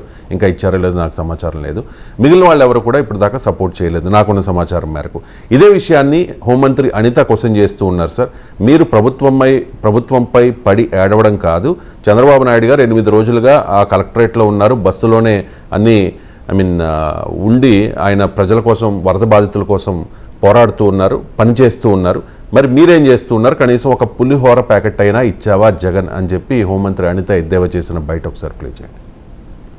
సొంత ఖర్చుతోని ఒక పులిహార ప్యాకెట్ కూడా చేయించి వరద బాధితులకి ఇవ్వలేని జగన్మోహన్ రెడ్డి ఈరోజు ఎక్కడో బెంగళూరులో కూర్చొని లిటరల్లీ చెప్పాలంటే పులిహోర కబుర్లు మాట్లాడుతున్నాడు. సారీ, నేను ఎందుకంటే మాట్లాడుతున్నానంటే ఇంత జరుగుతుంది, ప్రపంచం అంతా చూస్తుంది, ప్రజలందరూ బయటికి వెళ్తే ఎస్ మాకు ఇది జరిగింది, మాకు ఇది అందింది అని చెప్తున్నారు, దాతలందరూ ముందుకు వస్తున్నారు. సిగ్గుపడాలి. చిన్న పిల్లలు వాళ్ళకి కిడ్నీ బ్యాంక్స్ తీసుకొచ్చుకొని ఇది కూడా మేము ఇస్తామని చెప్పి సీఎం గారి దగ్గరికి వచ్చి వాళ్ళు ఇస్తున్నారు. కొంతమంది పిల్లలైతే, చదువుకున్న పిల్లలైతే వాళ్ళు పాకెట్ మనీని తీసుకొచ్చి వరద సహాయ ప్రాంతాల్లో ఉన్న వాళ్ళందరికీ కూడా ఇవ్వాలని చెప్పి ఆలోచన చేశారు. కానీ ఇవన్నీ పక్కన పెట్టేసి ఎక్కడో బెంగళూరులో కూర్చొని ఈ రోజు ప్రభుత్వం మీద బురద జల్లే పరిస్థితి ఈ రోజు కనిపిస్తా ఉంది. అరే ఎక్కడో బెంగళూరులో కూర్చోండి అన్నది కూడా కాకతాళీయమే. ఎందుకంటే ఈయనకి నిజంగా పాస్పోర్ట్ ఇచ్చుంటే ఈ టైంకి లండన్లో కూర్చునేవాడు. ఈ టైంకి లండన్లో కూర్చోవలసిన మనిషి పాస్పోర్ట్ ఇవ్వలేదు, పాస్పోర్ట్ అవ్వలేదు కాబట్టి బెంగళూరులోకి వెళ్ళి కూర్చొని అక్కడి నుంచి విమర్శలు చేయడం, ట్వీట్లు పెట్టడం. అరే నువ్వు 2 రోజుల అంటే మహా అయితే ఈ 9 రోజులు వరద రైట్ సార్. అంటే ఇంతకుముందు చెప్పింది అదే. ఈ మళ్ళీ ఒకసారి చెప్పేది, ఈ సమయంలో చేసే విమర్శల్లో సంయమనం ఉండాలి. రాజకీయ దాడి వేడి కాదు. చేసే విమర్శలు, ప్రభుత్వం పైన చేసే విమర్శలు ప్రజలకు మెరుగైన సాయం అందే దిశగా ఉండాలి. ప్రజలకు మెరుగైన సాయం అందటానికి ఉపయోగపడాలి. అందువల్ల నిర్మాణాత్మక విమర్శలు అందామా, లేదా ప్రభుత్వం చేసే పనిలో ఉన్న గ్యాప్స్ను ఐడెంటిఫై చేసి ప్రభుత్వం దృష్టికి తీసుకురావడం ద్వారా వాటిని పరిష్కరించడానికి సహకరించాలి. 1. 2, ప్రభుత్వ యంత్రాంగానికి పోటీగా రాజకీయ పార్టీ కూడా రంగంలో దిగాలి. ఓకే, సీఎం రిలీఫ్ ఫండ్కు మీరు విరాళం ఇవ్వకపోతే వైసీపీకి కూడా విరాళాలకు అప్పీల్ చేసి వైసీపీ సహాయ శిబిరాలు పెట్టి దాని ద్వారా మీరు మెరుగైన సహాయం అందించారనుకోండి. ఇంతకుముందు చెప్పింది అదే, పాల ప్యాకెట్లు ప్రభుత్వ యంత్రాంగం ఇవ్వలేకపోతుంది. మీరు అది ఐడెంటిఫై చేయండి, చేసి మీరు, అందుకని విజయవాడ నగరంలో కూడా వైఎస్ఆర్ కాంగ్రెస్ పార్టీ కార్యకర్తలు ఉంటారు కనుక 40% ఓటింగ్ ఉన్న పార్టీ కనుక ప్రతి చోట వరద ప్రాంతాల్లో కూడా ఉంటారు, ఆ సింగనగర్లో కూడా ఉంటారు కదా. సో మీరు అక్కడ వాళ్ళని ఐడెంటిఫై చేసి మీరు అక్కడికి ప్రతిరోజు ఇంకో ఇక్కడ 5,000 పాల ప్యాకెట్లు అందడం లేదు అని జగన్మోహన్ రెడ్డి అపీల్ చేస్తే 5,000 పాల ప్యాకెట్లు రోజు సప్లై చేసే వాళ్ళు వైఎస్ఆర్ కాంగ్రెస్లో చాలామంది ఉంటారు, అంతటి ఆర్థిక స్తోమత ఉన్నవాళ్ళు. సో 5,000 పాల ప్యాకెట్లు తెప్పించి మీరు మీ కార్యకర్తల ద్వారా వాటిని సప్లై చేయండి. ఇంకో పలానా చోటికి ఫుడ్ అందలేదు, సప్లై చేయండి. ఇంకో పలానా ఇళ్లలో బురద క్లీన్ కాలేదు, లెట్ వైఎస్ఆర్ కాంగ్రెస్ పార్టీ కార్యకర్తలకు కూడా బ్యాడ్జెస్ పెట్టుకొని, తన పార్టీ బ్యాడ్జెస్ పెట్టుకొని, ఎందుకంటే వాళ్ళ రాజకీయ పార్టీకి తాము చేస్తున్నామన్న సంగతి ప్రజలకు కూడా తెలియాలి. అది పబ్లిసిటీ అనలేము, ప్రజలకు తెలియాలి కనుక వైఎస్ఆర్ కాంగ్రెస్ బ్యాడ్జీలు పెట్టుకొని మీరే రకరకాల ఎక్విప్మెంట్లు తీసుకెళ్ళి అవి క్లీన్ చేయించి ఏర్పాటు చేయండి, ప్రజలు హర్షిస్తారు కదా. అందువల్ల ఇది ఒక అపూర్వమైన అవకాశం కూడా ప్రతిపక్షానికి, అంటే ప్రభుత్వంతో పోటీ పడి సాయం చేయడం. అఫ్కోర్స్ ప్రభుత్వ వనరులతో ఏ రాజకీయ పార్టీ వనరులు కూడా సరిపో, అందులో అనుమానం లేదు. కానీ not the quantity of help but the quality of help, the timeliness of help matters కదా. నీకు డెఫినెట్గా ప్రభుత్వం చేసినంత పని ఏ రాజకీయ పార్టీ చేయలేదు. నేనేమి బుడమేరు గండి పూడ్చమని అన్నది, బుడమేరు గండిని వైఎస్ఆర్ కాంగ్రెస్ వెళ్ళి పూడ్చలేదు. కానీ ప్రజలకు ఉపశమనం ఇవ్వడానికి అవసరమైన చర్యలు చేయొచ్చు. వైఎస్ఆర్ కాంగ్రెస్ పార్టీకి సంబంధించిన వైద్యుల్ని మీరు అపీల్ చేయండి, మీరు వెళ్ళి డాక్టర్ల బృందాలు ఇంటింటికి వెళ్ళి వైద్య పరీక్షలు నిర్వహించి అవసరమైన పబ్లిక్ హెల్త్ చర్యలు, అంటే అంటురోగాలు ప్రబలకుండా చర్యలు తీసుకోవడం చేయండి, అప్పుడు ప్రజలు హర్షిస్తారు. అందువల్ల 2 పనులు చేయాలి. 1, ప్రభుత్వం చేసే పనుల్లో గ్యాప్స్ను ఐడెంటిఫై చేసి అవి ప్రభుత్వ యంత్రాంగం దృష్టికి, ప్రజల దృష్టికి తీసుకురావడం. 2, ప్రత్యామ్నాయంగా సాయం చేసే కృషిలో భాగం కావడం. 3, సంయమనం పాటించడం రాజకీయ విమర్శలో. ఇది ప్రతిపక్షం చేయాల్సిన పని నా దృష్టిలో. అది ఆంధ్రప్రదేశ్లోనైనా తెలంగాణలోనైనా ఏ విపత్తులోనైనా ప్రతిపక్షాలు అనుసరించాల్సిన పద్ధతి. Right sir. ఇక లాస్ట్ టాపిక్ వచ్చి జమ్మూ కాశ్మీర్ ఎన్నికల వేళ రక్షణ శాఖ మంత్రి రాజ్నాథ్ సింగ్ పీఓకేలో ఉన్న ప్రజలకు ఒక ఆఫర్ ఇచ్చారు సార్. భారత్లో చేరండి, మీరు పాకిస్తాన్లా కాకుండా సొంత వారిలా మేము చూసుకుంటాము అని చెప్పేసి. సో పీఓకే అఫీషియల్గా అంటే వాళ్ళు ఆజాదీ కాశ్మీర్ అని వాళ్ళు చెప్తారు, పాక్ ఆక్యుపైడ్ కాశ్మీర్ అని మనం చెప్తాము, భారత్ చెప్తుంది. సో అంటే ఈ రకమైన ఆఫర్ ఇవ్వడం, ఈ హామీ ఇవ్వడం ఆ దేశ అంటే పాకిస్తాన్ ఇంటర్నల్ మ్యాటర్స్లో ఇన్వాల్వ్ అవ్వడం కాదా అంటే? 80% కాదు, ఎందుకంటే అది పాకిస్తాన్ భూభాగమే కాదు కదా. మన ఏదో బెలూచిస్తాన్లోనో, సింధులోనో, పంజాబ్లోనో, ఖైబర్ పఖ్తూన్ఖ్వాలోనో, కరాచీలోనో, లాహోర్లోనో ఉన్న ప్రజలకు కనుక విజ్ఞప్తి చేస్తే అది ఖచ్చితంగా పాకిస్తాన్ ఆంతరంగిక వ్యవహారాలు జోక్యం చేసుకోవడం. కానీ మనము అప్పీల్ చేసింది ఏంటి? ఒక భారత రక్షణ మంత్రి రాజ్నాథ్ సింగ్ ఇచ్చిన అప్పీల్ పాక్ ఆక్రమిత కాశ్మీర్, అది భారతదేశంలో భూభాగం, పాక్ దురాక్రమణలో ఉంది తప్ప అది మన భూభాగం. జమ్మూ కాశ్మీర్ అసెంబ్లీలో ఆ ప్రాంతానికి కూడా సీట్లు ఉన్నాయి.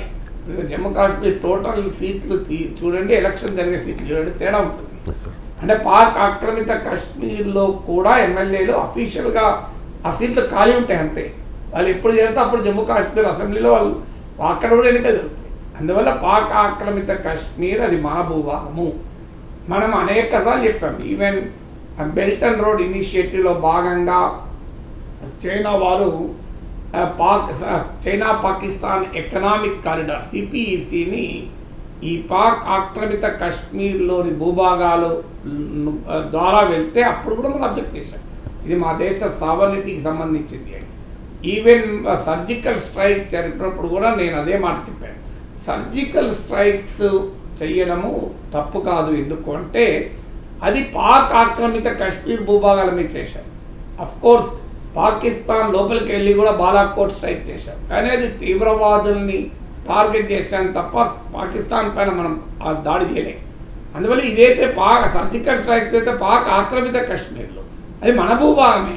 అందువల్ల మన భూభాగం పైన ఉన్న ప్రజలకు మనం అప్పీల్ చేయడంలో తప్పేమీ లేదు. కానీ ప్రాక్టికల్గా ఇది ఎన్నికల సమయంలో ఒక దేశ రక్షణ మంత్రి చేసేటువంటి వ్యాఖ్య రాజకీయాల కొరకే తప్ప అది రియల్గా ప్రభుత్వం మరి 10 ఏళ్ళ నుంచి అధికారంలో ఉంది కదా. పాక్ ఆక్రమిత కాశ్మీర్ను ఎందుకు మరి కైవసం చేసుకోలేదు? అందువల్ల ఇలాంటి స్టేట్మెంట్స్ ఎలక్షన్ టైంలో రాజకీయ ప్రయోజనాల కొరకు చేయడమే తప్ప కాంక్రీట్గా ఈ 10 ఏళ్లలో పాక్ ఆక్రమిత కాశ్మీర్ను తిరిగి భారతదేశంలో విలీనం చేస్తానికి మోడీ ప్రభుత్వం తీసుకున్న నిర్ణయాత్మకమైన చర్యలు ఒక 2 చెప్పండి నాకు. This is steps. ఇంకా మేము ఈ పని చేసాము 1 2 3 4 5 పాక్ ఆక్రమిత కాశ్మీర్ను తిరిగి ఇండియాలో విలీనం చేస్తానికి అది చెప్పమనండి. రక్షణ మంత్రి కానీ ప్రైమ్ మినిస్టర్ కానీ ఒక 5 చర్యలు చెప్పమనండి. ఎక్కడా లేదు. ఈ 10 ఏళ్లలో మీరు నాకు మీడియాలో ఉన్న చూపెట్టండి ఎక్కడైనా. What steps Modi government has taken to reclaim Pak occupied Kashmir అని మీరు చూపెట్టండి నాకు ఎక్కడైనా. నథింగ్. ఎలక్షన్ల టైంలో అది జనరల్ ఎలక్షన్ అయినా జమ్మూ కాశ్మీర్ ఎలక్షన్ అయినా దేశంలో అసెంబ్లీ ఎన్నికలు అయినా దాన్ని రాజకీయాలకు ఆ సెంటిమెంట్ రౌజ్ చేయడం తప్ప let the government of the day take some action. We'll appreciate కదా, వీల్ వెల్కమ్ ఇట్. పాక్ ఆక్రమిత కాశ్మీర్ భారత్లో కలిపే ఏ చర్యకు మోడీ ప్రభుత్వం ఉపక్రమించినా దేశభక్తియుత పౌరుడిగా మనం సమర్థిస్తాం. అందరూ సమర్థించాలి, దాంట్లో ఏం డిస్ప్యూట్ లేదు. ఈ 10 ఏళ్ళలో ఏం చర్యలు తీసుకున్నారు చెప్పండి. అంతకుముందు కాంగ్రెస్ ప్రభుత్వాలు చేయలేదు. మీరే చెప్పారు కదా కాంగ్రెస్ వాళ్ళకి అసూయ లేదని, వాళ్ళు తీవ్రవాదులతో కలిసిపోయారని మీరే చెప్పారు కదా, వాళ్ళ వదిలేద్దాం. మీరేం చేశారు చెప్పండి. ఈ 10 ఏళ్ళలో ఏ చర్యలు తీసుకున్నారు? ఇలా ఎలక్షన్ టైంలో అప్పీల్ చేసి ప్రజల్లో సెంటిమెంట్ను రగిలిచ్చి ఎన్నికల కొరకు ఓట్ల కొరకు చేస్తే ఉపయోగం లేదు. ప్రభుత్వం అన్నప్పుడు నిర్దిష్టంగా చర్యలు తీసుకోండి. అందరము ఈ దేశ పార్లమెంట్లో ఉన్న ప్రతి రాజకీయ పార్టీ మోడీ ప్రభుత్వాన్ని సమర్థిస్తుంది. ఎక్కడా పొలిటికల్ డిఫరెన్స్ ఆఫ్ ఒపీనియన్ కూడా ఉండదు. ఏ రాజకీయ పార్టీ కూడా పాక్ ఆక్యుపైడ్ కాశ్మీర్ తిరిగి భారతదేశంలో విలీనం చేసే చర్యలు అపోజ్ చేయదు కదా. లేదా Modi government take concrete steps. నిర్దిష్టంగా చర్యలు తీసుకోండి. ఎన్నికలప్పుడు ఉపన్యాసాలు ఇచ్చి ఓట్లు తెచ్చుకోవడానికే వాడుకుంటే ఎట్లా? Right sir. జమ్మూ కాశ్మీర్లో మొత్తం అంటే ఇంక్లూడింగ్ పీఓకే కలుపుకుంటే 114 seats sir. 90 seats Jammu and Kashmir, 24 Pak occupied కాశ్మీర్లో ఉన్నాయి. నేను ఇప్పుడు సెర్చ్ చేశాను sir. Thank you so much sir.